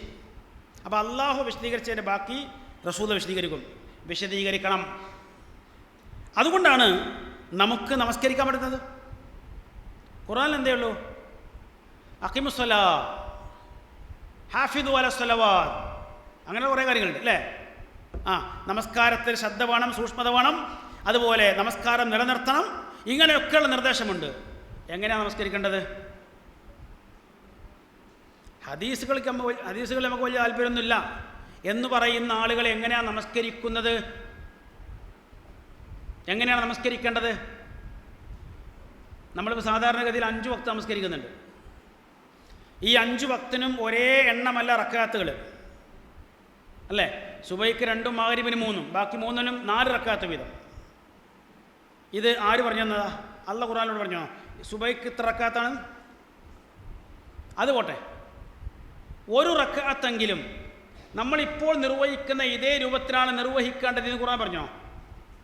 ആദ്യം ഫാത്തിഹ ഓതുക, പിന്നെ സൂറത്ത് ഓതുക, പിന്നെ റുക്കൂ ചെയ്യുക, പിന്നെ ഇഅ്തിദാൽ ചെയ്യുക, പിന്നെ സുജൂദ് ചെയ്യുക. അങ്ങനെ ഒരു ഓർഡറിൽ വിശുദ്ധ ഖുർആൻ പറഞ്ഞിട്ടുണ്ടോ? എവിടെയെങ്കിലും ഉണ്ടോ? ഏതെങ്കിലും ആയത്തിലുണ്ടോ? ഹദീസുകൾ തള്ളിക്കളയുന്ന ആളുകളോട് ഞങ്ങൾ പതിറ്റാണ്ടുകളായി ചോദിച്ചു കൊണ്ടിരിക്കുന്ന ചോദ്യമാണത്. ഇല്ല. അപ്പം എന്താ? വിശുദ്ധ ഖുർആൻ നിങ്ങൾ നമസ്കാരം മുറ പോലെ നിർവഹിക്കണമെന്ന് ആവശ്യപ്പെട്ടുവെങ്കിലും ആ നമസ്കാരം എങ്ങനെയാണ് നിർവഹിക്കേണ്ടതെന്ന് വിശദീകരിച്ച് കൊടുക്കേണ്ട വാചക മുഹമ്മദ് നബിയാണ്. നബി സല്ലല്ലാഹു അലൈഹി വസല്ലമയുടെ സുന്നത്ത് അഥവാ സ്വഹീഹായിരിക്കുന്ന ഹദീസുകൾ തള്ളിക്കളഞ്ഞുകൊണ്ട് ഒരൊറ്റ വിശ്വാസിക്കും ഒരു വക്ത് പോയിട്ട് ഒരു റക്അത്ത് പോലും നമസ്കരിക്കാൻ കഴിയില്ല. നിരാകരിക്കാൻ പറ്റുമോ? നിഷേധിക്കാൻ പറ്റുമോ?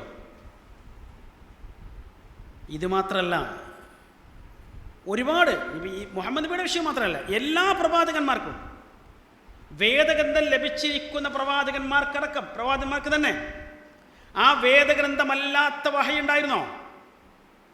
ദിവ്യ സന്ദേശങ്ങൾ ഉണ്ടായിരുന്നോ? ആ ഉള്ളത് അവർ ജനങ്ങൾക്ക് പറഞ്ഞു കൊടുത്തിരുന്നോ? അവർ പറഞ്ഞു കൊടുക്കുന്നത് ജനങ്ങൾ സ്വീകരിക്കേണ്ട ബാധ്യത ഉണ്ടായിരുന്നോ? ഇപ്പൊ വേദഗ്രന്ഥത്തിനപ്പുറം വേറെ വഹയൊന്നും ഇല്ലായിരുന്നുവെങ്കിൽ, അഥവാ ഉണ്ടെങ്കിൽ തന്നെ ജനങ്ങൾക്ക് പറഞ്ഞു കൊടുക്കേണ്ടതില്ലായിരുന്നുവെങ്കിൽ, അങ്ങനെ പറഞ്ഞു കൊടുത്താൽ അതിനെ സ്വീകരിക്കേണ്ട ബാധ്യത ജനങ്ങൾക്കില്ലായിരുന്നുവെങ്കിൽ ഫിറഔനെ എങ്ങനെ നരകത്തിലിടുക? തൗറാത്ത് എന്ന വേദഗ്രന്ഥം മൂസാ നബി അലൈഹി സ്വലാത്തു വസ്സലാമക്ക് എപ്പോഴാണ് ലഭിക്കുന്നത്? ഫിറഔനും സംഘവും വെള്ളത്തിൽ മുങ്ങി മരിച്ച് മൂസാ നബിയും സംഘവും ഇക്കരെത്തി പിന്നീടാണ് ഈ ഗ്രന്ഥം സ്വീകരിക്കുവാൻ വേണ്ടി അദ്ദേഹത്തെ അല്ലാഹു വിളിക്കുന്നത്. അപ്പോൾ ഫിറഔനോടും ആ സംഘത്തോടും ആ രാജ്യത്തെ സമൂഹത്തോടും മൂസാ നബി ദഅവത്ത് നിർവഹിച്ച് എന്തിൻ്റെ അടിസ്ഥാനത്തിലാണ്? തൗറാത്ത് എന്ന വേദഗ്രന്ഥത്തിന് മുമ്പ് ലഭിച്ചിരിക്കുന്ന മറ്റു ദിവ്യ സന്ദേശങ്ങളിലൂടെ. അതാണ് മൂസാ നബിയിലൂടെ വരുന്ന ഹദീസുകൾ എന്ന് പറയുന്നത്. ആ സമൂഹത്തിനെ സ്വീകരിക്കൽ ബാധ്യതയാണ്. ആ ഹദീസുകൾ സ്വീകരിക്കൽ ബാധ്യതയില്ലായിരുന്നുവെങ്കിൽ ഫിറഔനെ ചോദ്യം ചെയ്യാൻ പറ്റുമോ? ഫിറൗന് ശിക്ഷ കൊടുക്കാൻ പറ്റുമോ? ഒരിക്കലുമില്ല. അങ്ങനെ എല്ലാ പ്രവാചകന്മാർക്കും മുഹമ്മദ് നബിക്ക് പ്രത്യേകിച്ചും ഒരുപാട്. ഇനി തിരിച്ചെന്നെ വന്നാൽ ഇപ്പോൾ വിശുദ്ധ ഖുർആൻ മാത്രമാണ് നമ്മൾ സ്വീകരിക്കുള്ളൂ, ഹദീസുകളൊന്നും സ്വീകരിക്കൂല എന്ന് പറയുന്ന ആളുകൾ ഖുർആനിൽ എത്ര അധ്യായം ഉണ്ടെന്ന് പറയാം? എത്ര അധ്യായമുണ്ട്? 114 സൂറത്ത് അല്ലേ? 114 അധ്യായങ്ങൾ.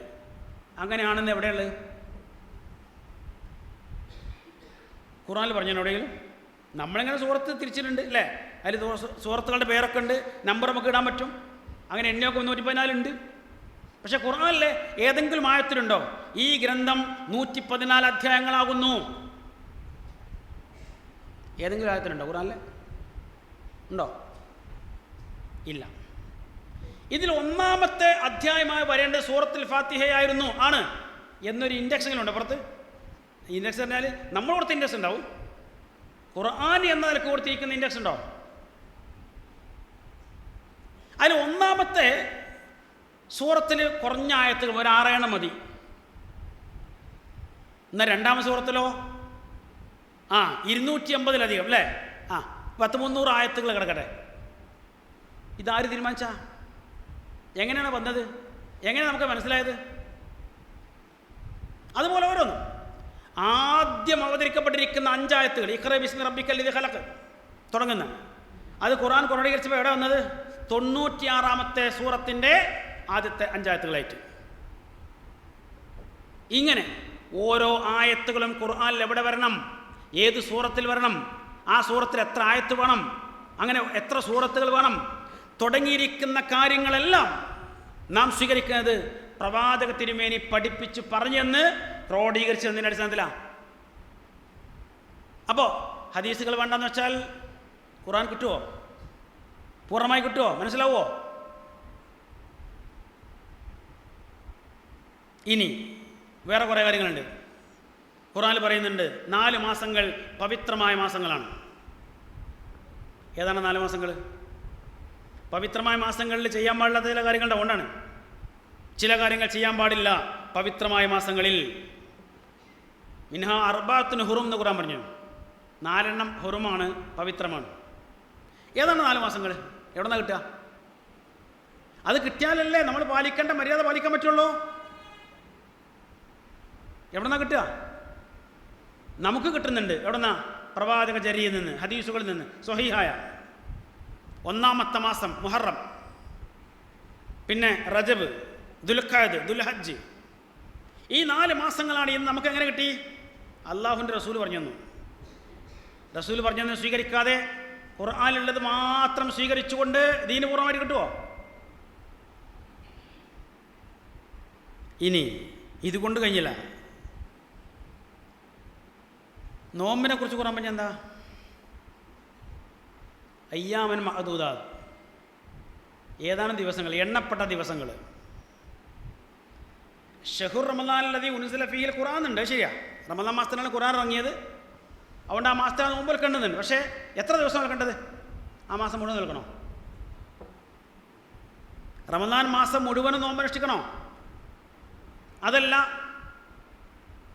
ബഹുവചനം എന്ന് പറയുമ്പോൾ മിനിമം 3 അയ്യാമൻ മഅദൂദാത്ത്, എണ്ണപ്പെട്ട ദിവസങ്ങൾ. ഇപ്പം 3 നോമ്പ് പറ്റാൻ മതിയോ? 5, 7, 9, 11, എത്ര നോക്കേണ്ടത്? എത്ര എണ്ണം കിട്ടുക? ഖുർആനിൽ നോക്കിയിട്ട് എണ്ണം കിട്ടൂല. അപ്പോൾ ഈ എണ്ണം എവിടെ നിന്നാണ് കിട്ടിയത്? ഇതെങ്ങനെ മനസ്സിലായത്? പ്രവാചക തിരുമേനി പറഞ്ഞു തന്നു. മാസം എത്രയൊക്കെയാണ്? 29, 30 റമദാനിലെ നോമ്പ് എന്ന് പറഞ്ഞാൽ ഒരു മാസമാണ് നോൽക്കേണ്ടത്. അത് പറഞ്ഞതിന് പഠിപ്പിച്ചു തന്നിട്ടുണ്ട്. അതുകൊണ്ട് കിട്ടിയതാണ്. ഇനി അതിനേക്കാൾ ശ്രദ്ധേയമായ കാര്യം എന്തായാലും, ഞാൻ നേരത്തെ പറഞ്ഞല്ലോ, നജുവിനെ പരിചയപ്പെടുന്നത് ഹജ്ജിലാണ്. ആ ഹജ്ജിനെ കുറിച്ച് ഖുർആൻ പറഞ്ഞത് അൽ ഹജ്ജു അഷ്ഹുറും മഅലൂമാത്ത്. നമ്മളെന്നാ ഹജ്ജിന് പോയത്? നമ്മൾ ദുൽഖഅദ് മാസത്തിലാണ് അവിടുന്ന് പോയത്. ദുൽഹജ്ജ് മാസത്തിലാണ് ഹജ്ജ് ചെയ്തത്. ആ മാസം അവസാനിക്കുന്നതിന് മുമ്പായിട്ട് അതിനെ തിരിച്ചു പോന്നു. ഖുർആൻ പറഞ്ഞ എന്താ? അൽ ഹജ്ജു അഷ്ഹുറും മഅലൂമാത്ത്, അറിയപ്പെട്ട മാസങ്ങളിലാണ് ഹജ്ജ്. ഏതാ അറിയപ്പെട്ട മാസങ്ങൾ? ഖുർആൻ പറഞ്ഞോ? ഈ അറിയപ്പെട്ട മാസങ്ങൾ ഏതാണെന്ന് ഖുർആൻ പറഞ്ഞോ? ഇനി അതും എങ്ങനെ? അറിയപ്പെട്ട മാസങ്ങളിലാണ്. മാസങ്ങളിൽ ഒരു 3-4 മാസങ്ങളിലൊന്നായിട്ട് ഹജ്ജ് ചെയ്യാനുണ്ടോ? ഒരു മാസം തന്നെ പൂർണ്ണമായി ചെയ്യാനുണ്ടോ? പക്ഷേ ഹജ്ജിൻ്റെ മാസങ്ങൾ എന്ന നിലക്ക് ഒരു 3-4 മാസങ്ങൾ നമ്മൾ മനസ്സിലാക്കുന്നുണ്ട്. അതിൽ ഏറ്റവും പ്രധാനം ദുൽഹജ്ജ് മാസം തന്നെയാണ്. ഞാൻ മാസത്തിന് ദുൽഹജ്ജ് എന്ന് പേരുള്ളത് കൊണ്ട് എന്നാൽ പിന്നെ അതാണെന്ന് അങ്ങനെ പറ്റുമോ? അങ്ങനെ പറ്റില്ലല്ലോ. അപ്പോൾ ഇപ്പോൾ ദുൽഹജ്ജ് മാസം തന്നെ 8-ന് തുടങ്ങി പരമാവധി 13 വരെയാണ് ഹജ്ജിൻ്റെ സമയം എന്ന് എവിടെ നിന്ന് കിട്ടിയത്? ആരാ പറഞ്ഞു തന്നത്? അള്ളാഹുവിൻ്റെ. ഇപ്പോൾ നമ്മളൊക്കെ ചെയ്ത ഹജ്ജ് എന്താ? അങ്ങനെ തന്നെയല്ലേ? അതല്ല നമ്മൾ ഖുർആൻ മാത്രം നോക്കിയിട്ട് ഹജ്ജ് പഠിച്ചതാ? ഹജ്ജിൻ്റെ കുറേ കർമ്മങ്ങൾ ഖുർആനിലുണ്ട്. എല്ലാം മൊത്തം അതേ ഓർഡറിലും കാര്യത്തിലും ഇല്ലെങ്കിൽ പോലും കുറേ കാര്യങ്ങളൊക്കെ ഉണ്ട്. ബാക്കി ആര് പറഞ്ഞു തന്നു? റസൂലുള്ള. മാത്രമല്ല സ്വഹാബത്തിനോട് പറഞ്ഞു, ഖുദു അന്നി മനാസികക്കും, നിങ്ങളുടെ ഹജ്ജുമായി ബന്ധപ്പെട്ട കാര്യങ്ങൾ എന്നിൽ നിന്ന് സ്വീകരിക്കണം.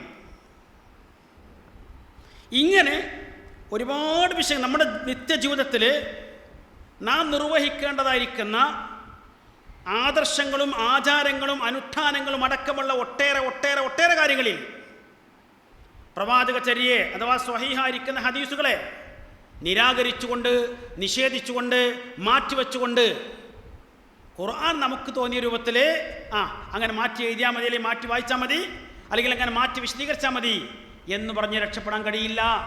ഗൗരവതരമായിരിക്കുന്ന കാര്യമാണ്. ഈ ദീന് പൂർണ്ണമായി ലഭിക്കണമെങ്കിൽ പ്രവാചക തിരുമേനി സ്വല്ലല്ലാഹു അലൈഹി വസല്ലമയെ എല്ലാ അർത്ഥത്തിലും സ്വീകരിക്കണം. അത് ഖുർആൻ കൃത്യമായിട്ട് പറഞ്ഞിട്ടുണ്ട്. വമാ അർസൽനാ മിർ റസൂലിൻ ഇല്ലാ ലിയുതാഅ ബിഇദ്നില്ലാഹ്. ഒരൊറ്റ പ്രവാചകരെയും നാം നിയോഗിച്ചിട്ടില്ല. എന്തിനല്ലാതെ? അള്ളാഹുവിൻ്റെ പ്രത്യേക നിർദ്ദേശപ്രകാരം, അവൻ അനുമതി പ്രകാരം അനുസരിക്കപ്പെടുവാൻ വേണ്ടിയല്ലാതെ. യാ അയ്യുഹല്ലദീന ആമനൂ അത്തിഉല്ലാഹ വഅത്തിഉർ റസൂൽ വഉലിൽ അംരി മിൻകും. വിശ്വാസികളെ, നിങ്ങൾ അള്ളാഹുവിനെ സൂക്ഷിക്കണം, അള്ളാഹുവിനെ അനുസരിക്കണം, അവൻ്റെ പ്രവാചകരെ അനുസരിക്കണം.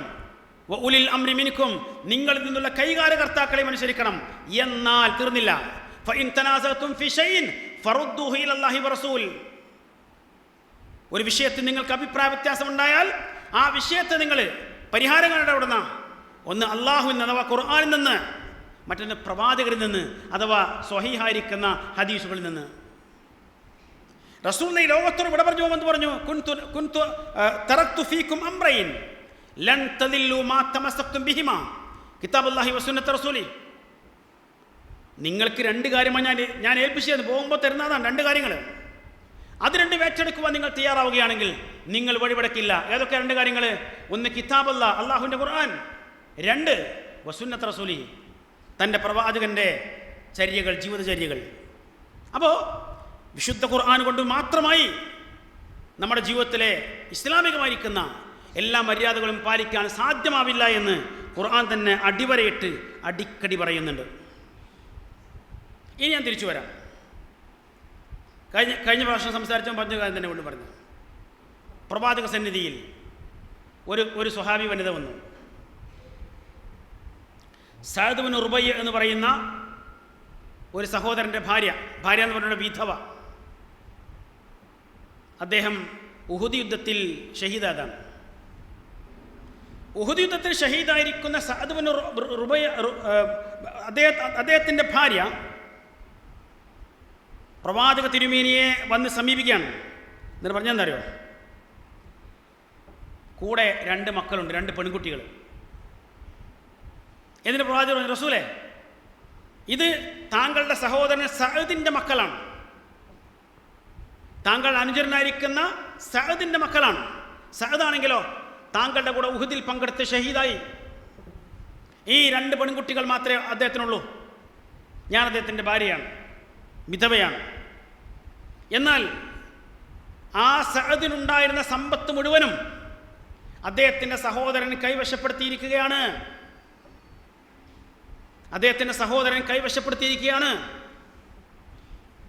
അതിൽ നിന്ന് ഒന്നും അദ്ദേഹം വിട്ടുതരുന്നില്ല. അങ്ങനെ ആ കൈവശപ്പെടുത്തിയിരിക്കുന്ന സമ്പത്തിൽ നിന്ന് എന്തെങ്കിലുമൊക്കെ കിട്ടാതെ ഈ പെൺകുട്ടികൾക്ക് നല്ല വിവാഹം പോലും കിട്ടാൻ സാധ്യതയില്ല. അതുകൊണ്ട് റസൂലെ, എൻ്റെ വിഷയത്തിൽ പരിഹാരമുണ്ടാക്കി തരണം. റസൂലുള്ളാഹി സ്വല്ലല്ലാഹു അലൈഹി വസല്ലം എന്ത് പറഞ്ഞു? നിങ്ങളുടെ കാര്യത്തിൽ അള്ളാഹു പരിഹാരമുണ്ടാക്കി തരും, എനിക്ക് പരിഹാരമുണ്ടാക്കി തരാൻ കഴിയില്ല. എന്താ കാരണം എന്നറിയോ? ഒരാൾ മരണപ്പെട്ടാൽ അയാളുടെ സ്വത്ത് എന്തു ചെയ്യണം, എങ്ങനെ ചെയ്യണം എന്ന നിയമം അപ്പോൾ അതുവരെ ഖുർആനിൽ ഇറങ്ങിയിട്ടില്ല.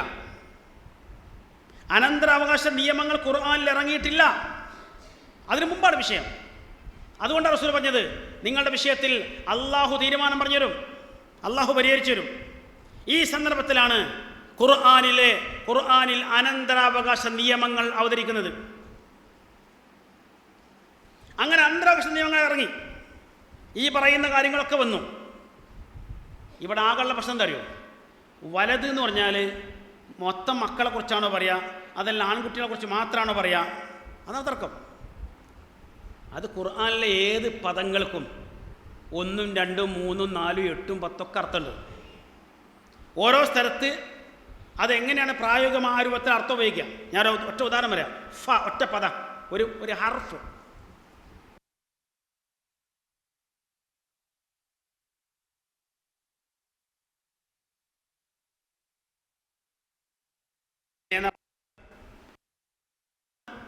എന്നിട്ട് എന്നർത്ഥമുണ്ട്, പിന്നീട് എന്നർത്ഥമുണ്ട്. എവിടെയാണോ ഉപയോഗിച്ചത്, ഏത് പശ്ചാത്തലത്തിലാണോ ഉപയോഗിച്ചത്, അതിനനുസരിച്ചാണ് ഓരോ പദങ്ങളുടെ അർത്ഥം വരിക. അതുകൊണ്ട് ഞാൻ നേരത്തെ പറഞ്ഞത്, ഖുർആൻ ഒരാവർത്തിയെങ്കിലും ഒരു ഗുരുമുഖത്ത് നിന്ന് പഠിക്കാൻ അവസരം ഉണ്ടാവണം. പിന്നെ നമുക്ക് പഠിച്ചു നോക്കാം. അങ്ങനെ പഠിച്ചാൽ മനസ്സിലാവും. എന്ന പോലെ തന്നെ വലതി എന്ന പദം അത് ആൺകുട്ടികൾക്ക് ഉപയോഗിച്ചിട്ടുണ്ട്, മൊത്തം മക്കൾക്ക് ഉപയോഗിച്ചിട്ടുണ്ട്. ഇത് വേറെ പല വിഷയങ്ങളുണ്ട്. വലത് മാത്രമല്ല, റജുല് റിജാലൊക്കെ ഉപയോഗിച്ചിട്ടുണ്ട്, എല്ലാവരും ഉപയോഗിച്ചിട്ടുണ്ട്. ഒരാളുടെയും ഉള്ളിൽ 2 ഹൃദയമില്ല എന്ന് ഖുർആനിലായത്തുണ്ട്. അവിടെ ഉപയോഗിച്ചപ്പോൾ എന്താണോ? റിജാലെന്ന റജുലെന്ന. ഒരു റജുലിൻ്റെയും ഉള്ളിൽ 2 ഹൃദയമില്ല. അവിടെ റജുലി എന്നതിന് ആണെന്ന് തന്നെ അർത്ഥം പറഞ്ഞാൽ അങ്ങനെ ഉണ്ടാവും. പെണ്ണുങ്ങൾക്കൊക്കെ 2 ഹൃദയം ഉണ്ടെന്ന് പറയണം. അപ്പോൾ എന്നാൽ സാധാരണ റജുൽ എന്താണ് ഉപയോഗിക്കുക? ആണുങ്ങൾക്കാണ്. ഇങ്ങനെ ഏത് പദങ്ങൾക്കും, ഖുർആനിൽ ഉപയോഗിച്ചിരിക്കുന്ന ഏതേത് പദങ്ങൾക്കും വ്യത്യസ്ത അർത്ഥങ്ങളുണ്ട്.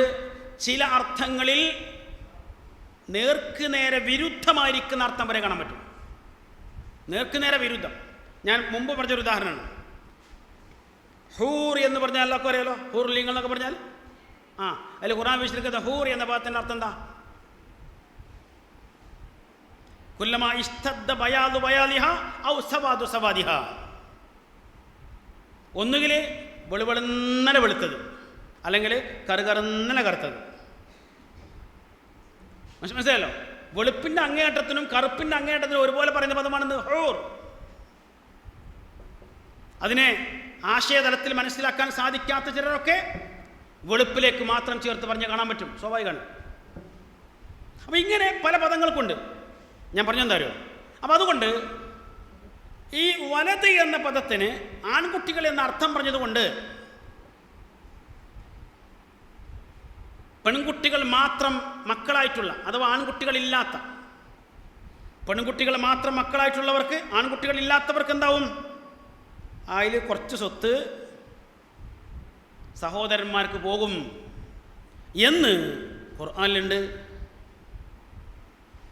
അത് ശരിയല്ല, അങ്ങനെയില്ല.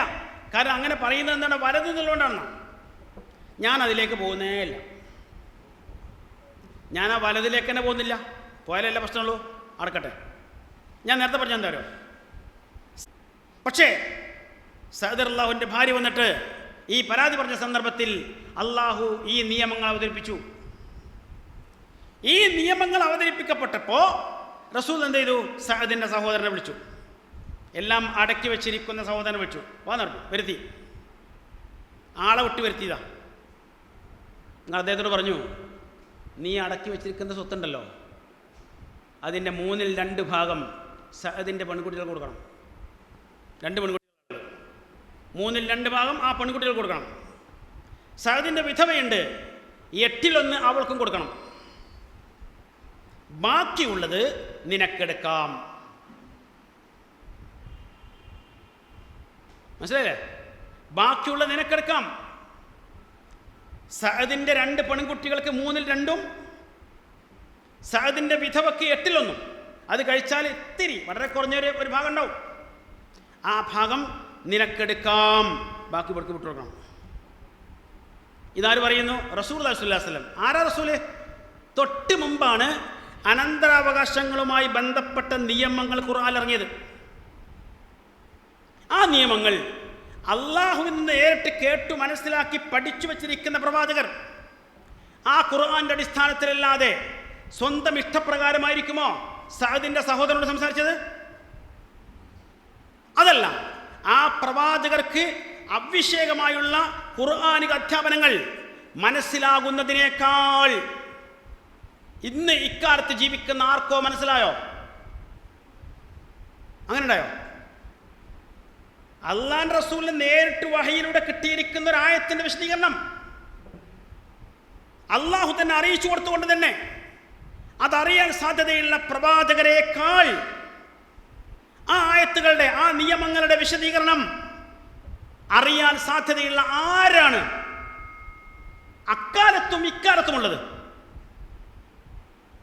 റസൂലിന്റെ സ്വഹാബികൾക്ക് പോലും ആ വിഷയത്തിൽ റസൂലിനേക്കാൾ അറിവുണ്ടെന്ന് പറയാൻ പറ്റുമോ? സ്വർഗം കൊണ്ട് സന്തോഷ വാർത്ത അറിയിക്കപ്പെട്ടിരിക്കുന്ന അബൂബക്കർ ഫിൽ ജന്ന, ഉമർ ഫിൽ ജന്ന, ഉസ്മാൻ ഫിൽ ജന്ന, അലി ഫിൽ ജന്ന, ത്വൽഹ ഫിൽ ജന്ന, അങ്ങനെ എണ്ണിയല്ലോ 10 പേരെ. ആ 10 പേർക്കെങ്കിലും പറയാൻ പറ്റുമോ റസൂലിനേക്കാൾ വിഷയത്തിൽ അറിവുണ്ട്? എങ്കിൽ അവിടെ നിന്ന് റസൂൽ അന്ന് പറഞ്ഞു കൊടുത്ത കാര്യമാണത്. പെൺകുട്ടികൾ മാത്രം, മക്കളിൽ പെൺകുട്ടികൾ മാത്രം,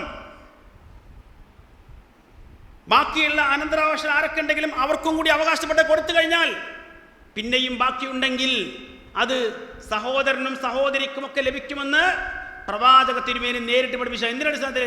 ഖുർആനിലെ അനന്തരാവകാശ നിയമങ്ങൾ പറഞ്ഞിരിക്കുന്ന മൊത്തം ആയത്തുകളുടെ അടിസ്ഥാനത്തിൽ. ഇത് അറിയുന്നത് കൊണ്ടാണ് പറഞ്ഞത് ഹദീസിനോട് നമുക്ക് വലിയ താല്പര്യമില്ല. അങ്ങനെ വന്നാലോ വലതുമലോ ബിന്തുമലോ ഒക്കെ പിടിച്ചിട്ട് നമുക്കിങ്ങനെ തൽക്കാലം ഞാണുമക്കളി കളിക്കാം. ഇവിടെ കബളിപ്പിക്കലുണ്ടോ ഇല്ലേ? കബളിപ്പിക്കലുണ്ടോ ഇല്ലേ?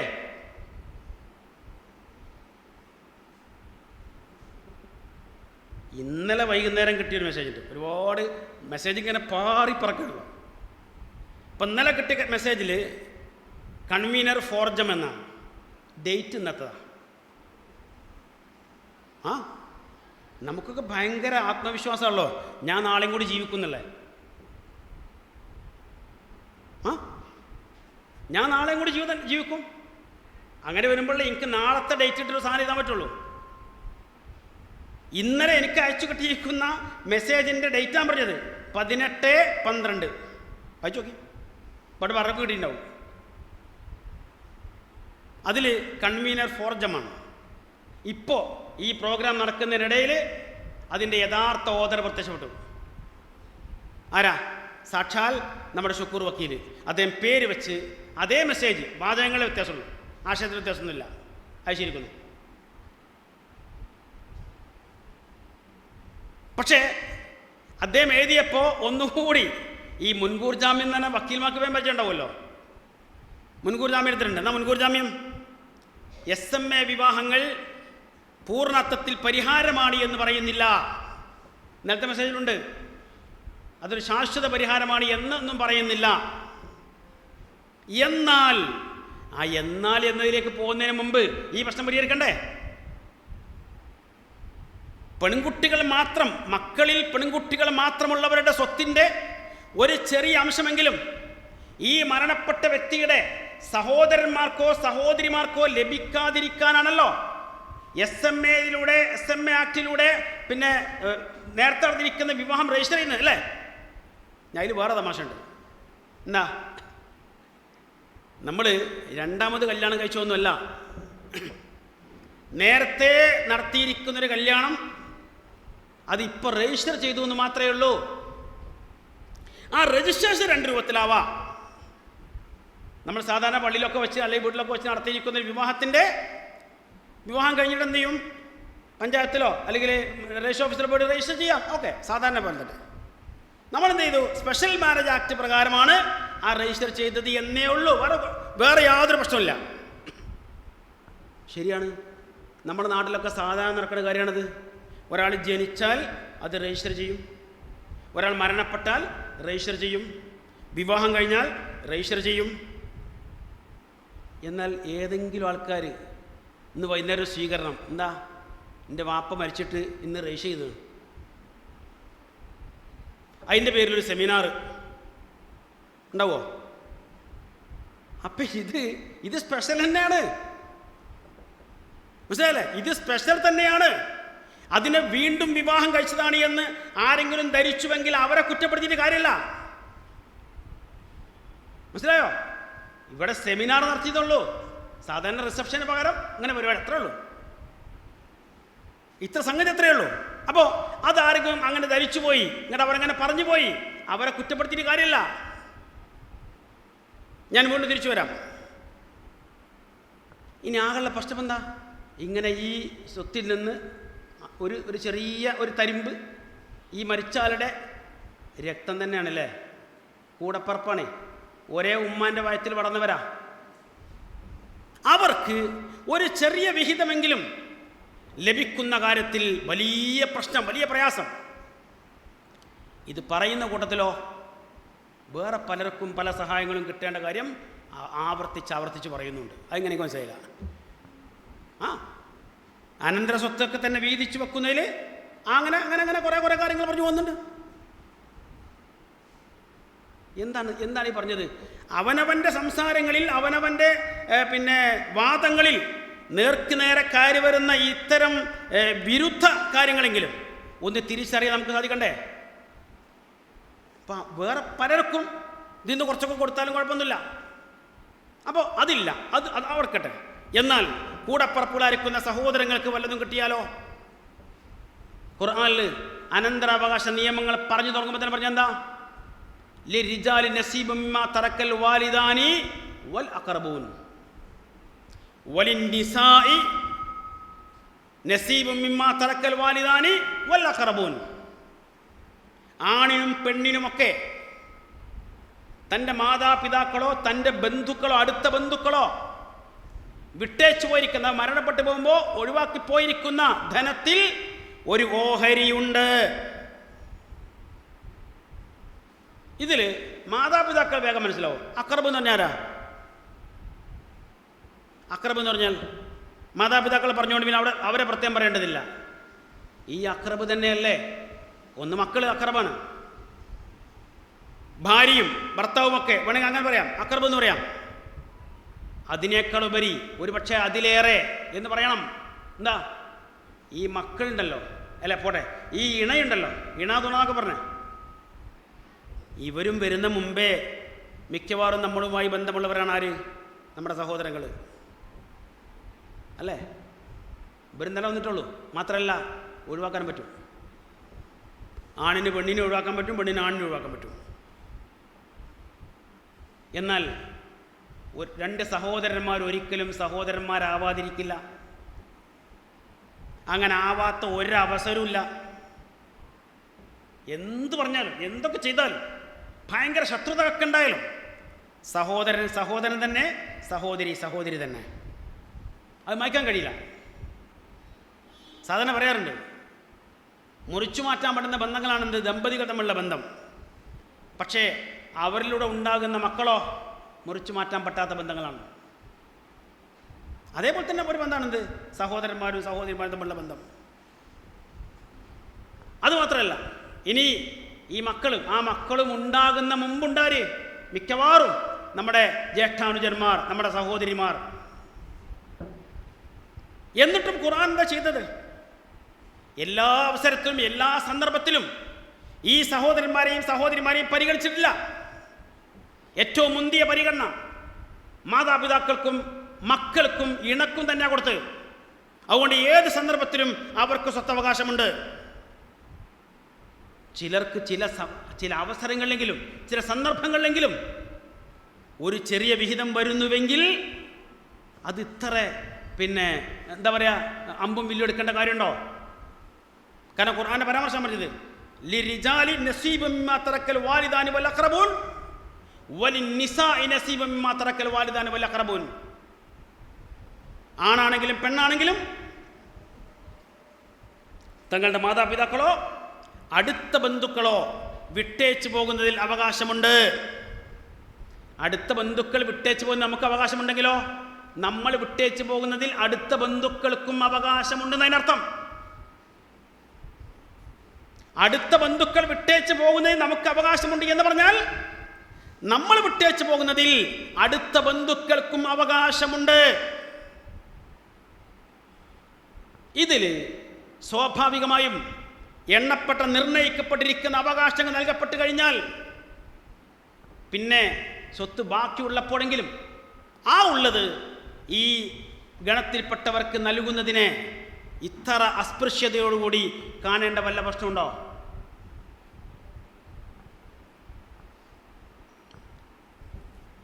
അപ്പോൾ അതാണ് അതിൻ്റെ ആകത്തുക. ഇനി ഞാൻ സൂചിപ്പിക്കാം. അതിൻ്റെ കൂടെയാണ് എന്ത് പറഞ്ഞത്? ഇവിടുത്തെ ശരീഅത്ത് ആക്ട് അത് കാലഹരണപ്പെട്ടതാണ്. അതിൽ ഖുർആൻ വിരുദ്ധമായ കാര്യങ്ങളുണ്ട്. ഖുർആൻ വിരുദ്ധമായ കാര്യങ്ങൾ ഉണ്ടാവാം, മനുഷ്യന്മാരെ ഇതിൻ്റെ കീഴിൽ ഉണ്ടാവാം. അത് ഏതൊക്കെയെന്ന് ചൂണ്ടിക്കാണിച്ചാൽ അത് നമുക്ക് അതിനെക്കുറിച്ച് ആലോചന ചെയ്യാം. പക്ഷെ ഒരു കാര്യം പറയാനുള്ളത്, ഈ ശരീഅത്ത് ആക്ട് എന്ന് പറഞ്ഞ് കോടതികളിലൊക്കെ തന്നെ ഏറെക്കുറെ പരിഗണിക്കപ്പെടുന്ന ഈ ആക്ട് ശരിക്കു പറഞ്ഞാൽ ഒരു നിയമസംഹിത തന്നെയാണോ? ഒരു അംഗീകൃത നിയമസംഹിതയാണോ? അതോ ഇസ്ലാമിക ശരീഅത്ത് അനുസരിച്ച് ഏത് വിഷയത്തിലും നമ്മുടെ വിധി എന്താണ് എന്ന് മനസ്സിലാക്കാൻ വേണ്ടി നിയമജ്ഞന്മാർ സ്വീകരിക്കുന്ന ഒരു ഗൈഡ് മാത്രമാണോ ഇത്? ആണോ അല്ലേ എന്നുള്ളത് എന്തായാലും അപ്പുറത്തെ കുറച്ച് വക്കീൽമാരൊക്കെ ഉണ്ടല്ലോ, അവരൊന്ന് പറഞ്ഞു തന്നാൽ മതി. ആണോ അല്ലെന്ന് പറഞ്ഞു തന്നാൽ മതി.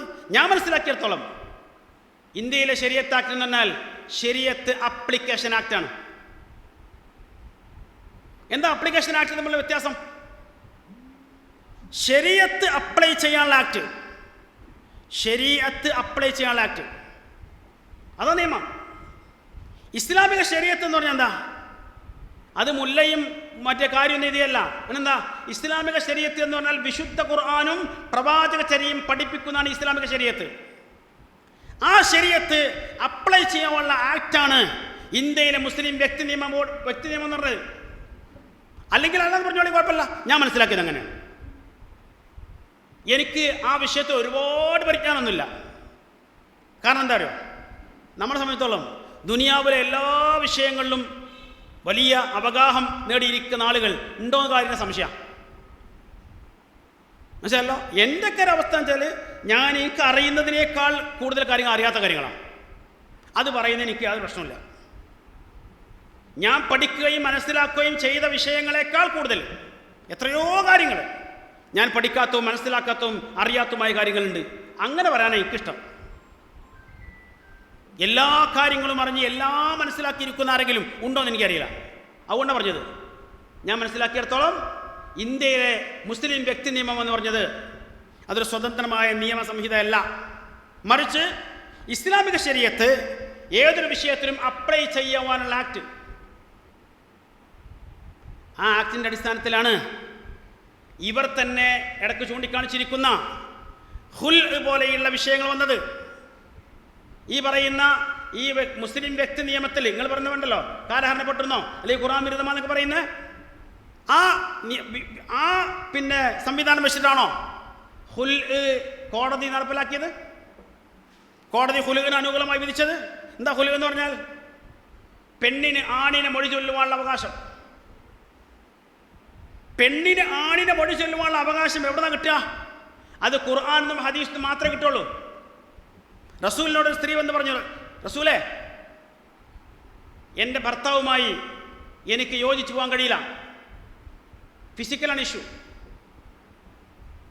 ആ വിഷയം പറഞ്ഞവർ എൻ്റെ ഭർത്താവുമായി യോജിച്ചു പോകാൻ കഴിയില്ല, അതുകൊണ്ട് എനിക്കവരെ ഒഴിവാക്കാൻ മാർഗമുണ്ടോ? റസൂൽ ചോദിച്ചു, നിനക്കെന്താ മഹർ എന്ന് ചോദിച്ചു. അവർ തോട്ടമാണ്. ആ തോട്ടം തിരിച്ചു കൊടുക്കാൻ തയ്യാറുണ്ടോ? എന്നാൽ അവനോട് തലാക്ക് വാങ്ങാൻ പറഞ്ഞു. അപ്പോൾ അദ്ദേഹത്തോട് പോയി പറഞ്ഞു. അപ്പോൾ അദ്ദേഹം പറഞ്ഞു, ഒരു തോട്ടമല്ല 2 തോട്ടം കൊടുത്തിനായിരുന്നു. അത് 2 ഒരുമിച്ചുള്ളതുകൊണ്ടാണ് അങ്ങനെ പറഞ്ഞു. ശരി, 2ഉം തിരിച്ചു കൊടുക്കണം. ആ 2 തോട്ടം തിരിച്ചു കൊടുത്തുകൊണ്ട് അദ്ദേഹത്തിന് തൊലാക്ക് സ്വീകരിച്ചു. ഇതാണ് ഹുൽ. ഖുർആനിൻ്റെയും പ്രവാചകചര്യയുടെയും പിൻബലമല്ലാതെ ഇന്ത്യയിലെ മുസ്ലിം നിയമ വ്യക്തി നിയമത്തിന് ഈ വിഷയം ഉണ്ടോ? അല്ലെങ്കിൽ അതിൽ നിന്ന് എടുത്തുകൊണ്ടാണോ ഈ ഇപ്പോൾ ഇങ്ങനൊരു വിധി വന്നത്? നിങ്ങളെടുത്ത് പറയണ്ടല്ലോ ഹുലുവിനെ കുറിച്ച്.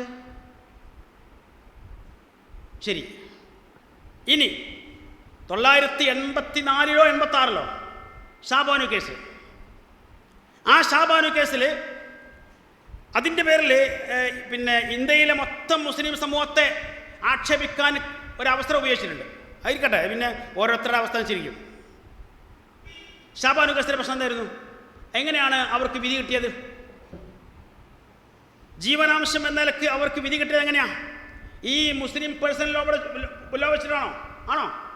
അല്ല, പിന്നെ ഖുർആൻ വെച്ചിട്ട്. ഖുർആൻ വെച്ചിട്ട് എന്താ?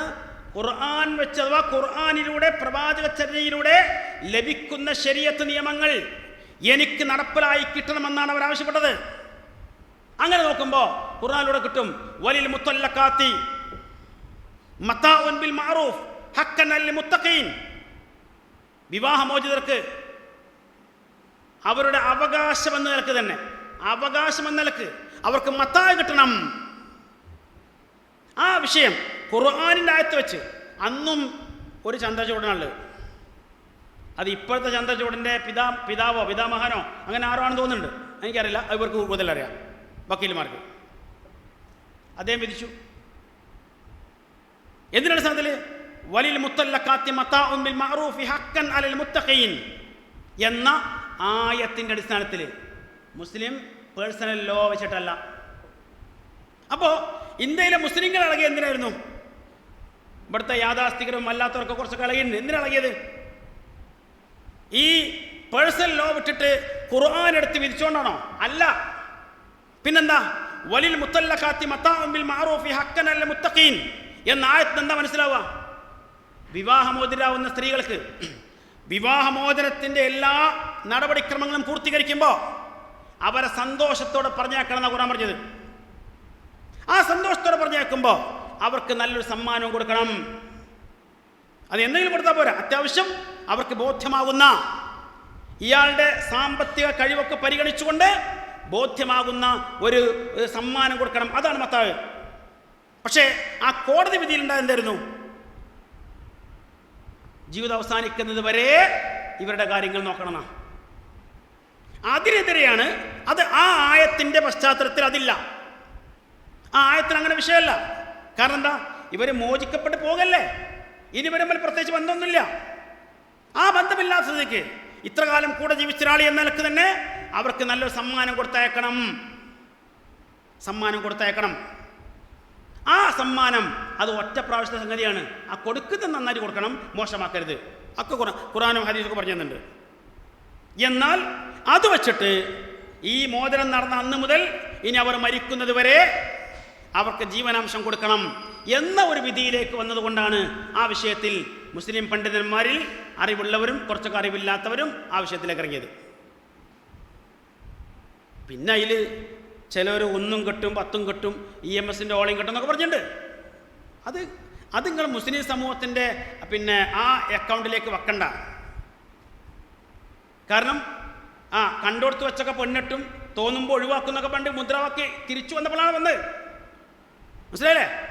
മുസ്ലിങ്ങളെ കുറിച്ച് മൊത്തത്തിൽ ആക്ഷേപിച്ചുകൊണ്ട് അവർ ഇടക്കിടക്ക് പെണ്ണിട്ടും തോന്നുമ്പോൾ ഒഴിവാക്കും എന്നുള്ള മുദ്രാവാക്യം വന്നപ്പോൾ അതിന് തിരിച്ചു പ്രതികരിച്ചാണത്. ആ പ്രതികരിച്ച് ശരിയാ നമുക്ക് പറയാനൊന്നുമില്ല.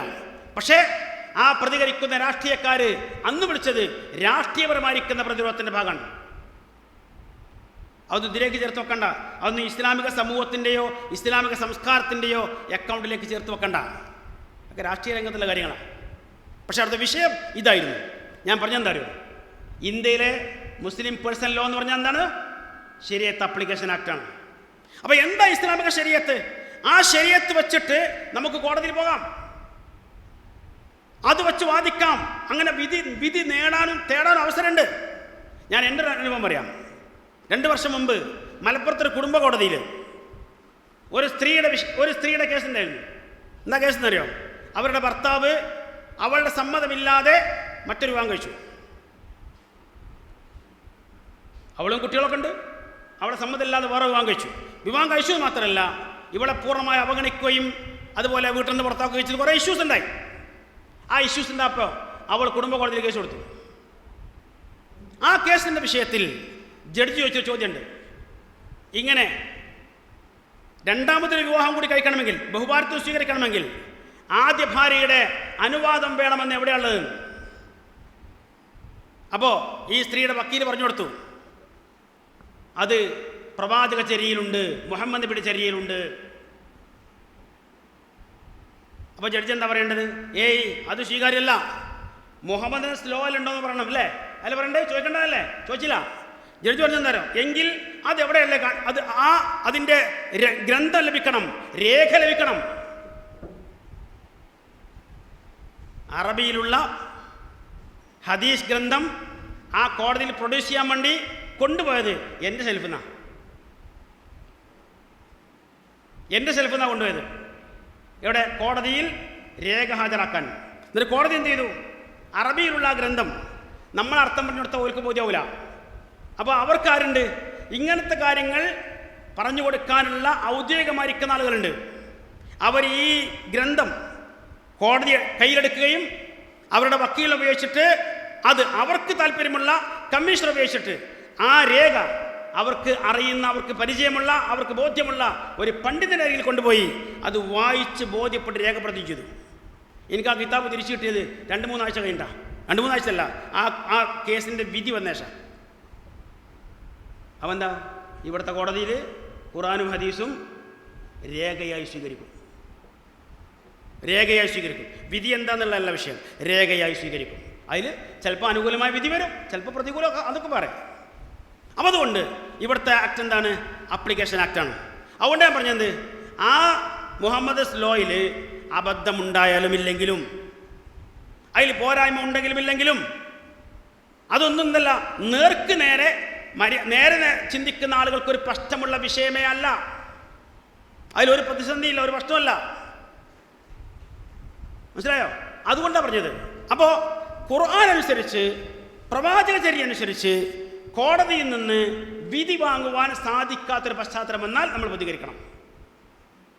അവിടെ നമ്മൾ ഇടപെടണം. അവിടെ നമ്മൾ നിസ്സഹായരാണ്. സ്വാഭാവികമായും അതിന് പ്രതിരോധമുണ്ടാവണം. എന്നാൽ ഇവിടുത്തെ നിസ്സഹായരാരാ? എനിക്ക് മനസ്സിലായില്ല എന്താ നിസ്സഹായത എന്നല്ലേ. നിസ്സഹായരുടെ പ്രതിരോധം എന്നാണ്. എന്താണ് നിസ്സഹായത? അവനവൻ്റെ ഭർത്താവോ അല്ലെങ്കിൽ പിതാവോ മാതാവോ മരണപ്പെട്ടിട്ട് ഉള്ള മക്കൾക്കും ഭാര്യക്കും അല്ലെങ്കിൽ മാതാപിതാക്കൾക്കും ഒക്കെ ഓഹരി വെച്ചിട്ട് പിന്നെ എന്തെങ്കിലും ചില്ലറ തൊട്ടുകൾ ബാക്കിയുണ്ടെങ്കിൽ അത് ഈ മരണപ്പെട്ട ആളുടെ കൂടപ്പറപ്പിന് ലഭിക്കുമ്പോൾ ഉണ്ടാകുന്ന നിസ്സഹായത, അത് ഭയങ്കര നിസ്സഹായത തന്നെയാണത്. പിന്നെ ഇത് സംരക്ഷണവുമായി ബന്ധപ്പെട്ട വിഷയമാണെന്ന് ആരോ പറഞ്ഞു എന്നാണ്. അതെനിക്കറിയില്ല. കാരണം അനന്തരാവകാശ നിയമങ്ങൾ എല്ലാം പറയുന്നത് ഇങ്ങനത്തെ കുറേ ക്ലോസ് വെച്ചുകൊണ്ടൊന്നുമല്ല. പക്ഷെ ചിലരങ്ങനെ മനസ്സിലാക്കിയിരിക്കും. ചില ആളുകൾ മരണപ്പെടുമ്പോൾ അവരുടെ ഭാര്യയെയും മക്കളെയും ഒക്കെ സഹോദരന്മാരോ അല്ലെങ്കിൽ ചിലപ്പോൾ മാതാപിതാക്കളോ വേണ്ടപ്പെട്ടവരൊക്കെ സംരക്ഷിക്കും. സ്വാഭാവികമാണ്. ചിലർ സംരക്ഷിക്കാറുമില്ല. അപ്പോൾ ആ സംരക്ഷിക്കാത്ത കേസ് മാത്രം എടുത്തു വച്ചാൽ, ഞാൻ തിരിച്ചു വെക്കട്ടെ, നമ്മുടെ ഈ സ്വത്ത് മക്കൾക്ക് പൂർണ്ണമായി കിട്ടാനാണല്ലോ ഇപ്പോൾ ഈ കളികളല്ലേ, വേറെ ഒന്നും കിട്ടാതിരിക്കാൻ. ആ മക്കള് നമ്മുടെ ശത്രുക്കളാണെന്ന് ഉറപ്പുണ്ടോ? മക്കളെ കൊണ്ട് കുടുങ്ങിയ എത്ര മാതാപിതാക്കളുണ്ട്? മക്കളില്ലാത്തത് കൊണ്ട് കുടുങ്ങിയവരുണ്ട്, മക്കൾ ഉണ്ടായത് കൊണ്ട് കുടുങ്ങിയവരുണ്ട്. ഇല്ലേ? രണ്ടുമല്ലേ? ഉപ്പാനെ ശ്വാസം മുട്ടിച്ച് കൊന്ന, ഉമ്മാനെ പുഴയിലെറിഞ്ഞു കൊന്ന ഒക്കെ മക്കളുണ്ട്. എന്തിനാ ഉമ്മാനെ പുഴയിലെറിഞ്ഞ്? ഈ വയസ്സായിരിക്കുന്ന സ്ത്രീയെ ഇനിയും ജീവനോടെ വിട്ടാൽ അതിനെ പോറ്റാനുള്ള എക്സ്പെൻസ് കൂടി നമ്മൾ വഹിക്കണം. അതേസമയത്ത് പുഴയിലെറിഞ്ഞാലോ വെള്ളത്തിൽ മുങ്ങി മരിച്ചാന്നുള്ളക്ക് എന്തോ നഷ്ടപരിഹാരം സർക്കാരിന് കിട്ടും, മെച്ചം. അങ്ങനെ കൊന്ന മക്കളുണ്ട്. പിന്നെ കൊന്നതിന് കൊന്നതിന് സമാനം എന്ന് പറയാം. പൂർണ്ണമായി കുടുംബം എന്ന് വേർപ്പെടുത്തി വൃദ്ധസദനങ്ങളിൽ കൊണ്ടാക്കുന്ന മക്കളുണ്ട്, മാതാപിതാക്കളെ. ഈ മക്കൾക്കും ആയിക്കൂടെ നമ്മളിപ്പോൾ ഈ ബാക്കിയുള്ളൊക്കെ ഒന്നും കൊടുക്കാതെ ഈ കൊടുക്കുന്ന മുതൽ അല്ലേ, അങ്ങനത്തെ മക്കൾക്കായിക്കൂടെ? എങ്കിൽ അങ്ങനെയുള്ള സന്ദർഭങ്ങളിലെങ്കിലും ചിലപ്പോൾ ഒന്ന് വിളിച്ചാൽ കേൾക്കാൻ, ഒന്ന് ഓടി വരാൻ, ഒരു ചെറിയ സപ്പോർട്ട് ചെയ്യാൻ, ഒന്ന് വണ്ടി അയക്കാൻ ആരുണ്ടാവുക? ഈ പറയുന്ന സഹോദരന്മാരോ സഹോദരിമാരോ അങ്ങനെയുള്ള അടുത്ത ബന്ധുക്കളൊക്കെ തന്നെ ആയിരിക്കും. മാത്രമല്ല ഇസ്ലാമിൽ അനന്തരാവകാശ നിയമങ്ങൾ പറയുമ്പോൾ ഇങ്ങനെ ഇത്ര അളവ് എന്നൊക്കെ കൃത്യമായി പറഞ്ഞിരിക്കുന്ന ആളുകൾക്ക് പുറമെ അളവ് കൃത്യമായി പറയാതെ പറഞ്ഞു വെച്ചിരിക്കുന്ന ആളുകളെ നമ്മൾ മനസ്സിലാക്കി. അതും ഈ സൂറത്ത് നിസായിലെ ആയത്തുകളുടെ തുടക്കത്തിലുണ്ട്. സ്വത്തോഹരി വെക്കുമ്പോൾ അവിടെ സന്നിഹിതരാൻ സാധ്യതയുള്ള അനാഥര്, അഗതികൾ, അവർക്കൊക്കെ തന്നെ എന്തെങ്കിലുമൊക്കെ ഒരു അവകാശമുണ്ട് എന്നൊക്കെ ഖുർആൻ സംസാരിച്ചത്. അപ്പം അങ്ങനെ നോക്കി നിൽക്കാൻ വരുന്ന ഒരു സഹോദരന്, ഒരു പാവപ്പെട്ടവനാണെങ്കിൽ, ഒരു അനാഥനാണെങ്കിൽ അവർക്ക് വരെ ഈ സമ്പത്തിൽ ഒരു വിഹിതം കൊടുക്കണം. അങ്ങനെ കൊടുക്കാൻ മാത്രം ഇല്ലാത്തതുകൊണ്ട് സാധ്യമല്ലെങ്കിൽ അവരുടെ ഏറ്റവും നല്ല വാക്ക് പറഞ്ഞ് മാന്യമായി പിരിച്ചേക്കണം എന്ന് പറഞ്ഞിരിക്കുന്ന ഖുർആൻ. ആ ഖുർആൻ അനുയായികൾ എന്ന് പറയുന്നവർ തങ്ങളുടെ സ്വത്തിൽ നിന്ന് ഒരു ചെറിയ വിഹിതമെങ്കിലും ഏറ്റവും അടുത്ത ബന്ധുവായിരിക്കുന്ന സഹോദരനോ സഹോദരിക്കോ ലഭിക്കുമെന്നതിൽ ഇത്ര ആശങ്കപ്പെടുന്നുവെങ്കിൽ ആശങ്ക ആരോടാ?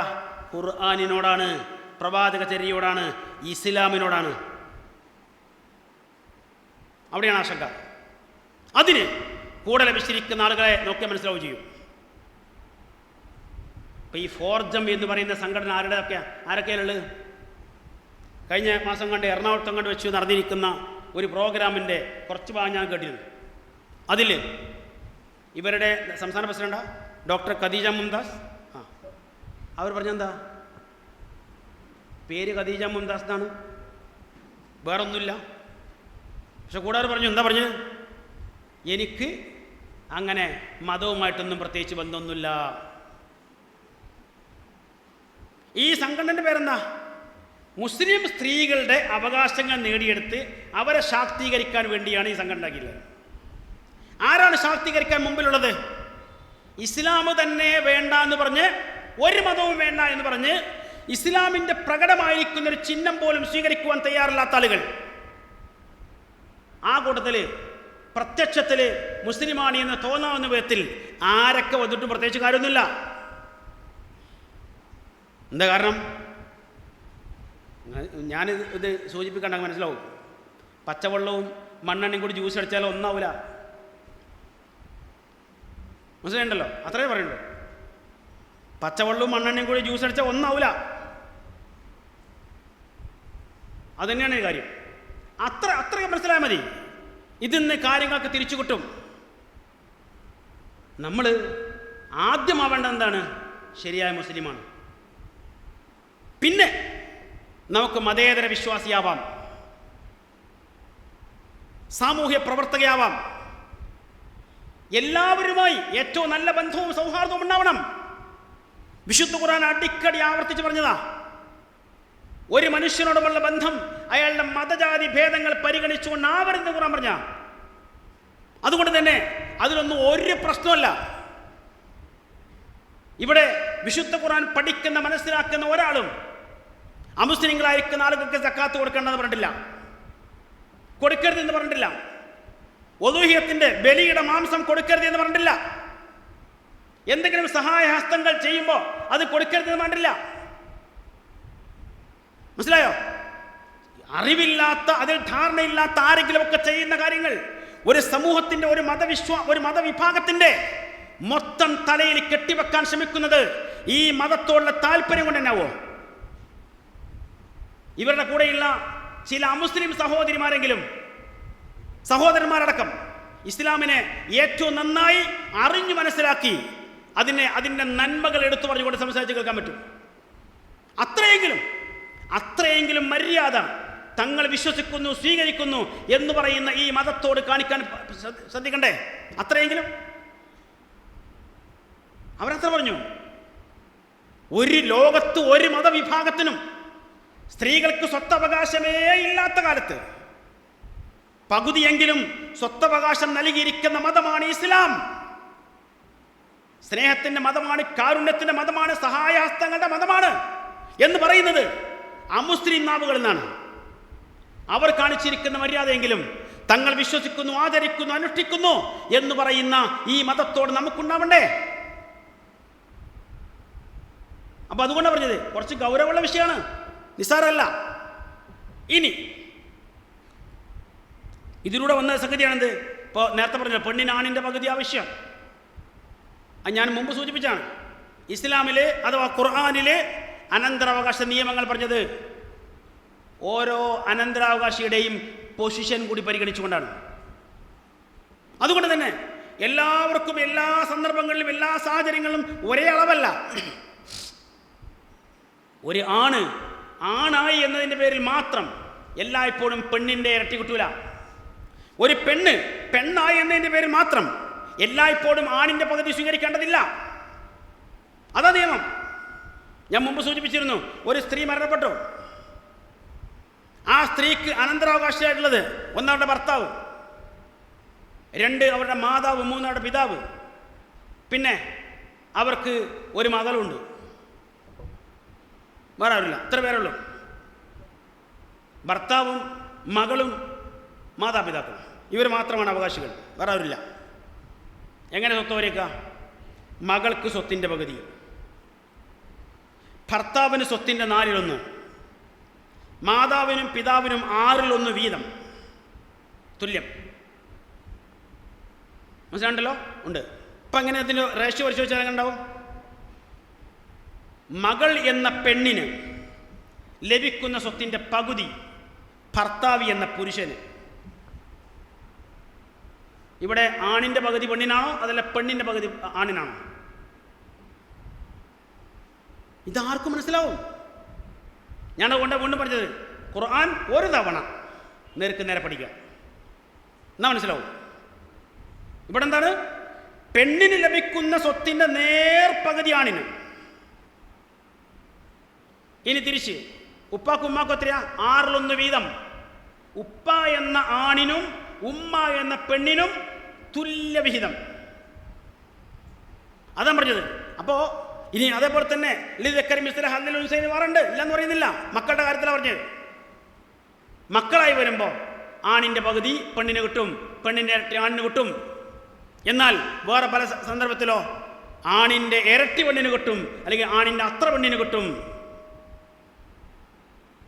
അവിടെയും ഒരു സെക്ഷനിൽ ഒന്നുകൂടി പറയുന്നുണ്ട്. എന്താ അറിയോ? വേറെ അവകാശമില്ലാതെ വരുമ്പോൾ ഉമ്മയും വാപ്പയും മാത്രമാണ് അവകാശികൾ. അങ്ങനെയാണെങ്കിലോ ഉമ്മാക്ക് 3/1. ഉമ്മാക്ക് 3/1. അവിടെ അങ്ങനെ. അപ്പോൾ അങ്ങനെയൊക്കെയല്ലേ പല വ്യത്യസ്തമായിരിക്കുന്ന കാര്യങ്ങൾ കാണാൻ പറ്റും. ഇതൊക്കെ ഓരോരുത്തരുടെയും പൊസിഷൻ കൂടി പരിഗണിച്ചുകൊണ്ടാണ് പറഞ്ഞത്. ഇതാരാ പറഞ്ഞത്? പടച്ചറബ്ബ. പടച്ചറബ്ബിന് ലോകത്തെമ്പാടും ഇനിയും വരാനിരിക്കുന്ന മനുഷ്യരെക്കുറിച്ച് അറിയാവുന്നതിൻ്റെ ഒരു ഒരു ഒരു എന്താ പറയുക, ലക്ഷത്തിലോ കോടിയിലോ ഒരംശമെങ്കിലും നമുക്കറിയോ? അറിയോ? എന്നിട്ട് എങ്ങനെയാ നമ്മൾ ഇതൊക്കെ കുറേ കാലമായി. മാത്രമല്ല നമ്മളിപ്പോൾ പറയണമെങ്കിൽ തന്നെ 25 കൊല്ലം കഴിഞ്ഞാൽ ഇന്നും തിരുത്തേണ്ടി വരും. ശരിയാ, നമ്മൾ പറഞ്ഞ് തിരുത്തേണ്ടി വരും. അല്ല പറഞ്ഞതിന് ആ കൂട്ടത്തിലേക്ക് ചേർക്കാൻ പറ്റുമോ? അതാണ് സൂചിപ്പിച്ചത്. അപ്പം അങ്ങനെ ഈ വിഷയം അതാണ്. ഇനി അവസാന വിഷയത്തിലേക്ക് വരാം. ഒറ്റ വിഷയം കൂടി ഉള്ളത്, SMA വിവാഹം. അത് പരിഹാരമാണോ കബളിപ്പിക്കലാണോ എന്ന് ചോദിച്ചിരുന്നു. ഇന്നലെ കിട്ടിയിരിക്കുന്ന മെസ്സേജിലുള്ള പ്രധാനപ്പെട്ട കാര്യം എന്താ അറിയോ? SMA വിവാഹത്തിലൂടെ SMA രജിസ്ട്രേഷനിലൂടെ, അങ്ങനെ പറയല്ലേ, അതിപ്പോൾ നല്ല നമ്മൾ പോലെ മോശമാക്കി എന്ന് പറയണ്ട. SMA രജിസ്ട്രേഷനിലൂടെ വിവാഹം രജിസ്റ്റർ ചെയ്യുന്ന ആളുകൾ, അവർക്ക് നേരത്തെയുള്ള മക്കൾക്ക് സ്വത്തവകാശം ലഭിക്കുമോ?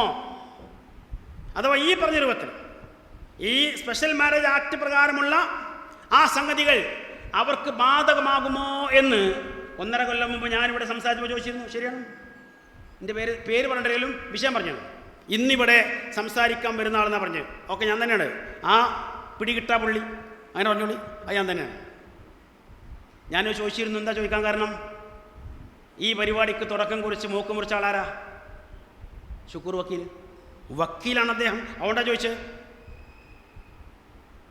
അപ്പോൾ ആ ചോദിച്ചാൽ അത് ഉണ്ടോ അല്ലേന്ന് പറഞ്ഞാൽ പോരെ, കിട്ടുമല്ലേന്ന് പറഞ്ഞാൽ പോരെ, അതിൻ്റെ തെളിവും പറയണത്രേ ഉള്ളൂ. ഞാനാ ചോദിച്ചത് കൊണ്ടാണ്. എനിക്കതിന് തെളിവ് കിട്ടണം, അതിൻ്റെ രേഖ കിട്ടണം. ഞാനത്ര ചോദിച്ചോളൂ. കാരണം ഞാൻ ഈ നിയമ കാര്യത്തിന് എനിക്ക് വലിയ പേരൊന്നുമില്ല. കുറച്ചിങ്ങനെ അവിടെ നമ്മളൊക്കെ കണ്ടും കേട്ടൊക്കെ അറിവ് തന്നെ ഉള്ളൂ. ചില നിയമജ്ഞന്മാരൊക്കെ അവരൊക്കെ സഹവാസം കൊണ്ടൊക്കെ ഉള്ള അറിവേ ഉള്ളൂ, അല്ലാത്ത അറിവൊന്നും നിൽക്കില്ല. അപ്പോൾ അതറിയാൻ വേണ്ടി ചോദിച്ചത്. ഇത് ഞാൻ ഒന്നുകൂടി പറഞ്ഞു, ഷുക്കൂർ വക്കീലേ, അങ്ങനെ അല്ലെങ്കിൽ ചിലപ്പോൾ വിവരമുള്ള ഏതെങ്കിലും വക്കീലന്മാർ കോടതി പോയാൽ തെണ്ടിപ്പോവും. പറഞ്ഞിട്ടുണ്ട്.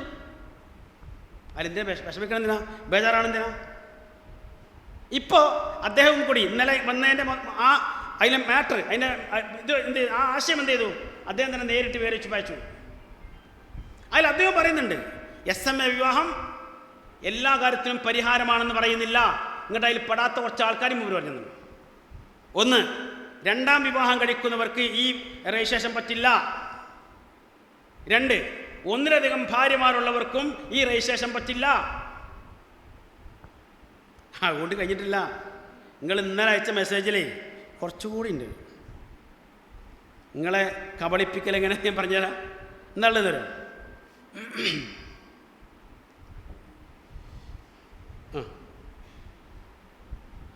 സ്പെഷ്യൽ മാരേജ് ആക്ട് സെക്ഷൻ 15 പ്രകാരം വിവാഹം രജിസ്റ്റർ ചെയ്യുന്നതോടുകൂടി അവരുടെ അനന്തരാവകാശികൾക്ക് തുല്യ സ്വത്തവകാശം കിട്ടുന്നു എന്നുള്ളത് മാത്രമല്ല, അവർക്ക് വിവാഹമോചനം തുടങ്ങിയ കാര്യങ്ങളിലും ഇന്ത്യൻ സക്സഷൻ ആക്ട് ആണ് ബാധകമാകുന്നത്. പുരുഷന്റെ ബഹുഭാര്യത്വത്തിനുള്ള അവകാശവും SMA രജിസ്ട്രേഷനിലൂടെ റദ്ദ് ചെയ്യപ്പെടുന്നു. ഇസ്മായിൽ സാഹിബ് തൽക്കാലം ഇഞ്ഞു പൂതി വെക്കണ്ട, അത്ര പേൻ പറയുന്നുള്ളൂ. ഞാൻ അത്ര പറയുന്നുള്ളൂ, ബാക്കി നിങ്ങൾ നോക്കിയാൽ മതി. അപ്പം എന്തൊക്കെയാണ് ഇനി SMA രജിസ്ട്രേഷൻ നടത്തിയിരിക്കുന്ന ആളുകൾക്ക് വിവാഹമോചനം നിർവഹിക്കണമെങ്കിൽ ഇസ്ലാമിക ശരീഅത്ത് അനുസരിച്ച് പറ്റില്ല. ഇന്ത്യൻ നിയമം അനുസരിച്ച്, ഇന്ത്യൻ ഭരണഘടന അനുവദിക്കുന്ന ആ അവകാശം അനുസരിച്ച് മാത്രമേ സാധ്യമാകൂ. അതുപോലെ തന്നെ ബഹുഭാര്യത്വം എന്നത് പൂർണ്ണമായും റദ്ദ് ചെയ്യപ്പെടുന്നു. നമ്മൾ ബഹുഭാര്യത്വത്തെ പ്രോത്സാഹിപ്പിക്കുന്ന ആൾക്കാരൊന്നല്ല, അത് വേറെ വിഷയം. അത് ഖുർആൻ ഉദ്ദേശിച്ച് വായിച്ചാൽ മനസ്സിലാവും. അനാഥരെയും വിധവകളെയും സംരക്ഷിക്കുക എന്ന ലക്ഷ്യമുള്ളത് കൊണ്ടാണ് ബഹുഭാര്യത്വം പൂർണ്ണമായി നിർത്തലാക്കാതെ പോയത്. എന്നാൽ അതിനെ ദുരുപയോഗം ചെയ്യുന്ന ആൾക്കാരുണ്ടെന്നില്ല, നമ്മൾ വിസ്മരിക്കുന്നില്ല.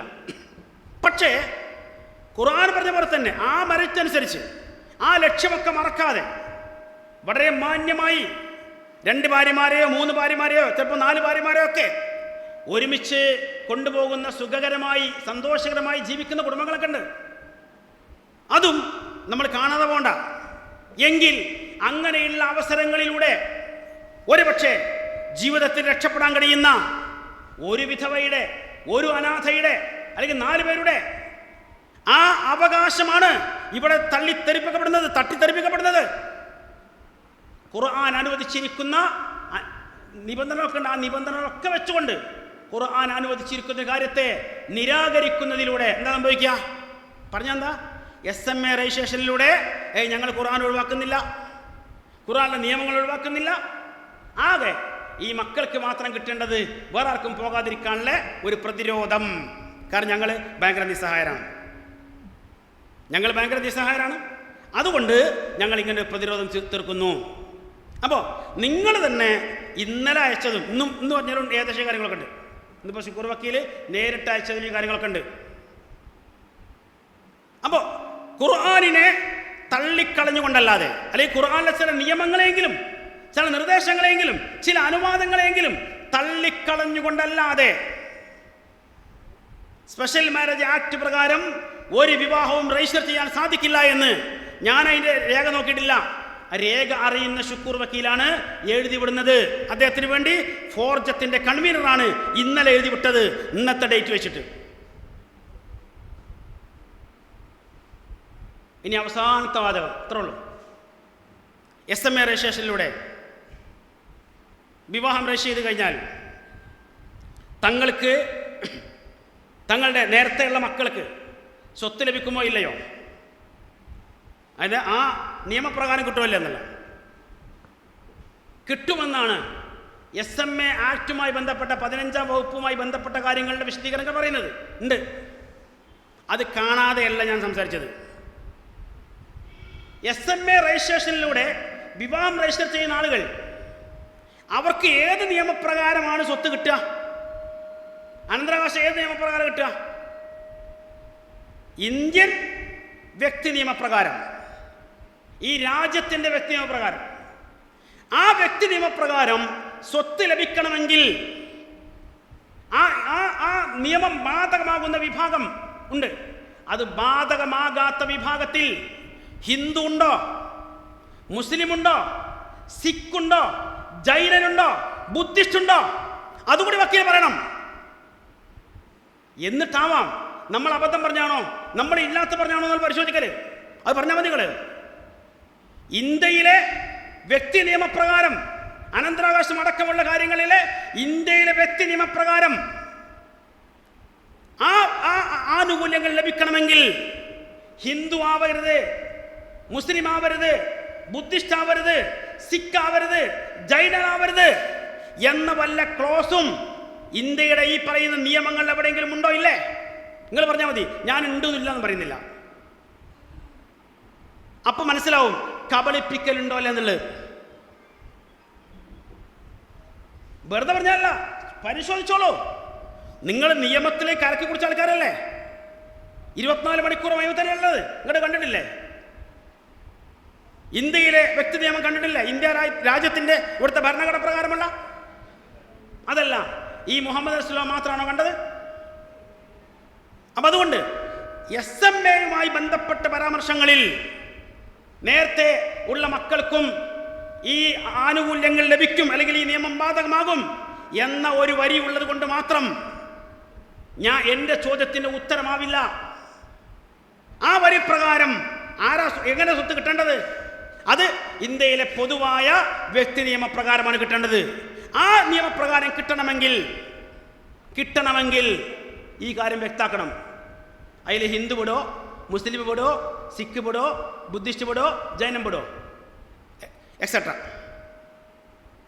ഇനി ഇപ്പോൾ നിലവിൽ സുപ്രീം കോടതിയിലെ ഇങ്ങനെയുള്ള ഏതെങ്കിലും കേസുമായി ബന്ധപ്പെട്ട് കേന്ദ്ര സർക്കാരിന് വല്ല നിർദ്ദേശം കൊടുത്തിട്ടുണ്ടോ? വല്ല റിമാർക്സ് ഉണ്ടോ? നിങ്ങൾ പരിശോധിച്ചാൽ മതി. നേർക്ക് നേരെ SMA ക്കാരാണെന്ന് നിങ്ങൾക്കറിയില്ല. പക്ഷേ എക്സ് മുസ്ലിംസാണ് കൊടുത്ത കേസ്. അതും ഒരു സഫിയ താത്തയാണ്. എക്സ് മുസ്ലിം കൊടുത്തിരിക്കുന്ന കേസ്, ആ കേസിനും വിഷയം തന്നെയാണ്. അവരുടെ ആവശ്യം എന്താ? പേരിൽ മുസ്ലിം എന്ന് നിലനിർത്തണം, പേരിൽ മുസ്ലിം നിലനിർത്തണം. എന്നിട്ട് ഇവിടെ ഈ ആനുകൂല്യങ്ങൾ നേടിയെടുക്കണം. അതുമായി ബന്ധപ്പെട്ട് സുപ്രീം കോടതിയിൽ വന്നിട്ടുള്ള കേസിന് കേന്ദ്ര ഗവൺമെന്റ് ആവശ്യമായിരിക്കുന്ന ഇടപെടൽ നടത്തണം, അല്ലെങ്കിൽ അവരുടെ അഫിഡവിറ്റ് വേണം എന്ന് സുപ്രീം കോടതി വല്ല വർത്തമാനവും പറഞ്ഞിട്ടുണ്ടോ? അവിടെയും എന്തെങ്കിലും റിമാർക്സ് ഈ കഴിഞ്ഞ ആഴ്ചയിൽ പിരിഞ്ഞിരിക്കുന്ന നമ്മുടെ ചന്ദ്രചൂഡൻ ജഡ്ജി വല്ലതും പറഞ്ഞു വെച്ചിട്ടുണ്ടോ? നോക്കിക്കളി. കുറേ കേസിൻ്റെ കണക്കുണ്ടല്ലോ കയ്യിൽ, അല്ലേ? രേഖകളുണ്ടല്ലോ, ഫയൽ നമ്പർ ഉണ്ടല്ലോ. ആ കൊടുത്ത ഈ നമ്പർ കൂടി നോക്കിയാളി. എന്താ അങ്ങനെ ഉണ്ടെങ്കിൽ എന്താ കാരണം? ഇതാണ് വിഷയം. SMA പ്രകാരം ഇങ്ങനെ ആനുകൂല്യമുണ്ടെന്ന് പറഞ്ഞാലും ആ ആനുകൂല്യം കിട്ടേണ്ടത് ഇന്ത്യൻ വ്യക്തി നിയമപ്രകാരമാണ്. ആ വ്യക്തി നിയമത്തിൽ ഇങ്ങനെ ചില ക്ലോസ് അധികമുണ്ടോ? അങ്ങനെയെങ്കിൽ പിന്നെ ആര് തീരുമാനമാക്കണം? ഗവൺമെൻറ് തീരുമാനമാക്കണം. കേന്ദ്ര ഗവൺമെൻറ് പാർലമെൻറ്റിൽ ബില്ല് അവതരിപ്പിച്ച് അത് വോട്ടിനിട്ട് പാസ്സാക്കണം. ഷുക്കൂർ വക്കീല് അദ്ദേഹം തൻ്റെ SMA രജിസ്ട്രേഷൻ നടക്കുമ്പോൾ അത് കഴിഞ്ഞ ഉടനെ നടത്തിയിരിക്കുന്ന ഒരു അഭിമുഖമാണ്, ഒരു വീഡിയോ ഉണ്ട്. ആ വീഡിയോ അദ്ദേഹം പറയുന്നുണ്ട്, ഞാനിപ്പോൾ മഗ്‌രിബ് നമസ്കരിച്ച് വന്നിരിക്കുകയാണ്. എന്നാൽ എൻ്റെ ഇസ്ലാം പോയിട്ടില്ലെന്നാണ് പറഞ്ഞ്. ഇന്ന് അദ്ദേഹം എഴുതിയത് ഞാനൊരു സാംസ്കാരിക മുസ്ലിമാണെന്നാണ്. രണ്ടോ എന്തോട്ടെ വിഷയമല്ല. അങ്ങനെ പറഞ്ഞത് എന്താ അറിയോ? ഇവിടെ ഈ പ്രശ്നം പരിഹരിക്കണമെങ്കിൽ അതെന്തിനാ പറയാ, ഈ പ്രശ്നങ്ങൾ പരിഹരിക്കണമെങ്കിൽ പാർലമെന്റിൽ ബില്ല് അവതരിപ്പിച്ച് പാസ്സാക്കണം. അതിന് കാലതാമസം വരും, ദീർഘകാലം സമയമെടുക്കും. അതുകൊണ്ടാണ് ഞാനിപ്പോൾ സ്പെഷ്യൽ മാരേജ് ആക്ട് പ്രകാരം എൻ്റെ വിവാഹം രജിസ്റ്റർ ചെയ്തത് എന്ന്. എങ്കിൽ ആ വിവാഹം രജിസ്റ്റർ ചെയ്തിട്ടും ശരിയായ രൂപത്തിൽ പരിഹാരം ഉണ്ടാവണമെങ്കിൽ ഇനിയും പാർലമെന്റിൽ ബില്ല് അവതരിപ്പിച്ച് പാസ്സാക്കേണ്ടതുണ്ടോ ഇല്ലേ? അത് പറഞ്ഞാൽ മതി. എന്നിട്ടാവാം നമ്മൾ പറഞ്ഞതിലെ 1.5 കൊല്ലം മുമ്പ് പറഞ്ഞു വെച്ചതിന് ഇപ്പോഴാണ് കണ്ടെത്തുന്നത്. ആലോചിക്കുക. അതാണ് അടിസ്ഥാന വിഷയം. ഏതായിരുന്നാലും ഇത് മാത്രമല്ല, ഒറ്റ കാര്യം വരാം. ഇന്ത്യൻ വ്യക്തി നിയമപ്രകാരം ഖുർആൻ പറഞ്ഞിരിക്കുന്ന അതേ രൂപത്തിൽ സ്വത്തവകാശം കിട്ടുമോ? നിങ്ങൾ ഖുർആനെ എതിരല്ല എന്നല്ല പറഞ്ഞത്, കിട്ടുമോ? ഒന്ന്, മക്കൾക്ക് തുല്യാവകാശം ഉണ്ടെന്ന് നോക്കേ. ആണ് പെണ്ണ് നോക്കാൻ തുല്യാവകാശം ഉണ്ട്. ഖുർആനിൽ മാതാപിതാക്കൾക്ക് എത്ര പറഞ്ഞ്? മക്കളുണ്ടെങ്കിൽ 6/1 വീതം, അല്ലേ? എന്നാൽ ഇന്ത്യൻ നിയമപ്രകാരമോ പിതാവിന്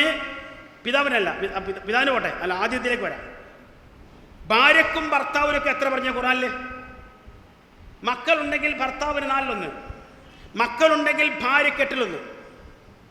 എന്നാൽ ഇന്ത്യൻ നിയമപ്രകാരം മക്കളുണ്ടെങ്കിൽ ഇവർക്ക് 2 പേർക്കും 3/1. തീർന്നില്ല. ബാക്കി വരുന്ന സ്വത്ത് എത്രയാണോ അത് മക്കൾ എത്ര പേരാണെങ്കിലും തുല്യമായി വിധിച്ചെടുക്കണം. അപ്പോൾ നിങ്ങൾ ഇന്നലെ ചെയ്ത കുറിപ്പിൽ എന്താണുള്ളത്? എല്ലാ അനന്തരാവകാശികൾക്കും തുല്യാവകാശം ലഭിക്കുന്നതാണ് ഇവിടുത്തെ നിയമം. ഇത് തുല്യാവോ? ആവോ? 4 മക്കളുണ്ട്, ഭാര്യയും ജീവിച്ചു, അല്ലെങ്കിൽ ഭർത്താവ് ജീവിച്ചിട്ടുണ്ട്. അപ്പം എങ്ങനെ പോകും? സ്വത്തിൻ്റെ 3/1 ഭാര്യയ്ക്ക്, ബാക്കി വരുന്ന 3/2 കൊണ്ട് 4 പേർക്ക് ഓഹരി വെക്കണം. അപ്പോൾ ഒരാൾക്ക് എത്ര കിട്ടും? 3/1 കിട്ടുമോ? 3/1 കിട്ടിയാലല്ലേ തുല്യമുള്ളൂ. അനന്തരാവകാശം ഇവിടെ പറഞ്ഞ നിങ്ങളെ എഴുതി അയച്ചിരിക്കുന്ന കുറിപ്പുകൾ എന്താ? അനന്തരാവകാശികൾക്ക് തുല്യമായ അവകാശം കിട്ടും, തുല്യമായി അവർക്ക് വീതിക്കപ്പെടും എന്നാണ് പറഞ്ഞത്. പക്ഷേ തീർന്നില്ല. അതൊന്ന്, ആ തുല്യത അവിടെ പോയി. 2, ഭാര്യയോ അല്ലെങ്കിൽ ഭർത്താവോ കൂടെ മക്കളോ ഉണ്ടെങ്കിൽ ഇവരൊക്കെ ഉണ്ടെങ്കിൽ മാതാപിതാക്കൾക്ക് സ്വത്തുണ്ടോ അല്ലേ? നിങ്ങൾ പറഞ്ഞാൽ മതി, ഞാൻ പറയില്ല. ഉണ്ടോ അല്ലേ? ഖുറാനിലുണ്ട്. ഭാര്യയുണ്ട്, അല്ലെങ്കിൽ ഭർത്താവുണ്ട്, അല്ലെങ്കിൽ മക്കളുണ്ട്. ഇവരൊക്കെ ഉണ്ടെങ്കിലും ബാപ്പാക്ക് സ്വത്തുണ്ട്, ഉമ്മാക്ക് സ്വത്തുണ്ട്. ജന്മം നൽകിയവർക്ക്, തങ്ങൾ ജന്മം നൽകിയവർക്ക് സ്വത്ത് പൂർണ്ണമായി കിട്ടാനാണ് ഇപ്പോൾ പരിപാടി അല്ലേ? എന്നാൽ തങ്ങൾക്ക് ജന്മം നൽകിയവർക്ക് സ്വത്തുണ്ടോ അല്ലേ? മക്കളുണ്ടെങ്കിലുണ്ടോ അല്ലേ? ഇതിനു കൂടി മറുപടി പറഞ്ഞാൽ കബളിപ്പിക്കലുണ്ടോ അല്ലേ? മനസ്സിലാവും. നജുവിൻ്റെ മാതാപിതാക്കൾ ജീവിച്ചിട്ടുണ്ടെന്ന് തോന്നുന്നു അല്ലേ? അവരുടെ മാതാപിതാക്കളെ കണ്ടത് ഇസ്മായിലാണോ? അറിയില്ല. ആ ചിത്രത്തിൽ കണ്ട് ആവട്ടെ. എന്താണെങ്കിലും ആ മാതാപിതാക്കളുടെ എല്ലാ സപ്പോർട്ടും ഇവർക്കുണ്ട്. അവർ ഇന്ത്യയിലെ നിയമമൊക്കെ ഒന്ന് പഠിച്ചാൽ നല്ല കോലം ഉണ്ടാവും. അവർ സപ്പോർട്ടുണ്ട്, കുടുംബത്തിൻ്റെ കംപ്ലീറ്റ് സപ്പോർട്ടുണ്ട്, പ്രത്യേകിച്ച് മാതാപിതാക്കളുടെ സപ്പോർട്ട് എന്നൊക്കെ. എന്തുകൊണ്ടാണ് സപ്പോർട്ടുണ്ടായത്? സാധുക്കൾ ഈ വിഷയങ്ങൾ മനസ്സിലാക്കിയിട്ടില്ല. ഇനി ഇവർ തന്നെയും ഈ വിഷയങ്ങളൊക്കെ കൃത്യമായി മനസ്സിലാക്കിയിരുന്നുവെങ്കിൽ ഇവരുടെ മുമ്പേ മക്കൾ ആരെങ്കിലും മരണപ്പെട്ടു പോയാൽ വല്ലതും കിട്ടുമോ? പ്രത്യേകിച്ച് കല്യാണം കഴിഞ്ഞ് കുട്ടികളൊക്കെ ഉള്ള മകളോ അങ്ങനെ ആരെങ്കിലും മരണപ്പെട്ടാൽ കിട്ടുമോ? ഈ ഇരിക്കുന്ന വാപ്പാക്കും മകോ എല്ലാം കിട്ടുമോ? അതുകൊണ്ട് അതും ഒന്ന് ശരിക്കും പഠിച്ചാളി നല്ലതാ. ഞാൻ വീണ്ടും പറയുന്നു, ഖുർആൻ ഗുരുമുഖത്ത് പഠിക്കാം, കൂടെ ഇന്ത്യൻ നിയമങ്ങളും അതിൻ്റെ ഗുരുമുഖത്ത് പഠിക്കാം. അപ്പോൾ ഇങ്ങനെയുള്ള അബദ്ധങ്ങളിൽ ചെന്ന് ചാടാതെ, ആ മൂക്ക് മുറിച്ചവരുടെ കൂടെ പെടാതെ രക്ഷപ്പെടാൻ പറ്റും. ദുനിയാവ് മാത്രമല്ല, പരലോകം രക്ഷപ്പെടുത്താൻ പറ്റും. അതിന് വിശുദ്ധ ഖുർആനും പ്രവാചക അധ്യാപനങ്ങളും കൃത്യമായി പഠിക്കുവാനും പകർത്തുവാനും അതിൻ്റെ ശരിയായ വക്താക്കളും പ്രയോക്താക്കളും പ്രചാരകരുമായി ജീവിതത്തിലുടനീളം തൻ്റെ ഇഷ്ടാനിഷ്ടങ്ങൾക്കപ്പുറത്ത് പടച്ചവൻ്റെ ഇഷ്ടാനിഷ്ടങ്ങൾക്കനുസരിച്ച് മുന്നോട്ട് പോകാൻ നമുക്ക് സാധിക്കുമെങ്കിൽ ഇഹവും പരവും സന്തോഷകരമായിരിക്കും. പടച്ച റബ്ബ് അതിനെ നമ്മെ അനുഗ്രഹിക്കട്ടെ എന്ന് പ്രാർത്ഥിക്കുന്നു.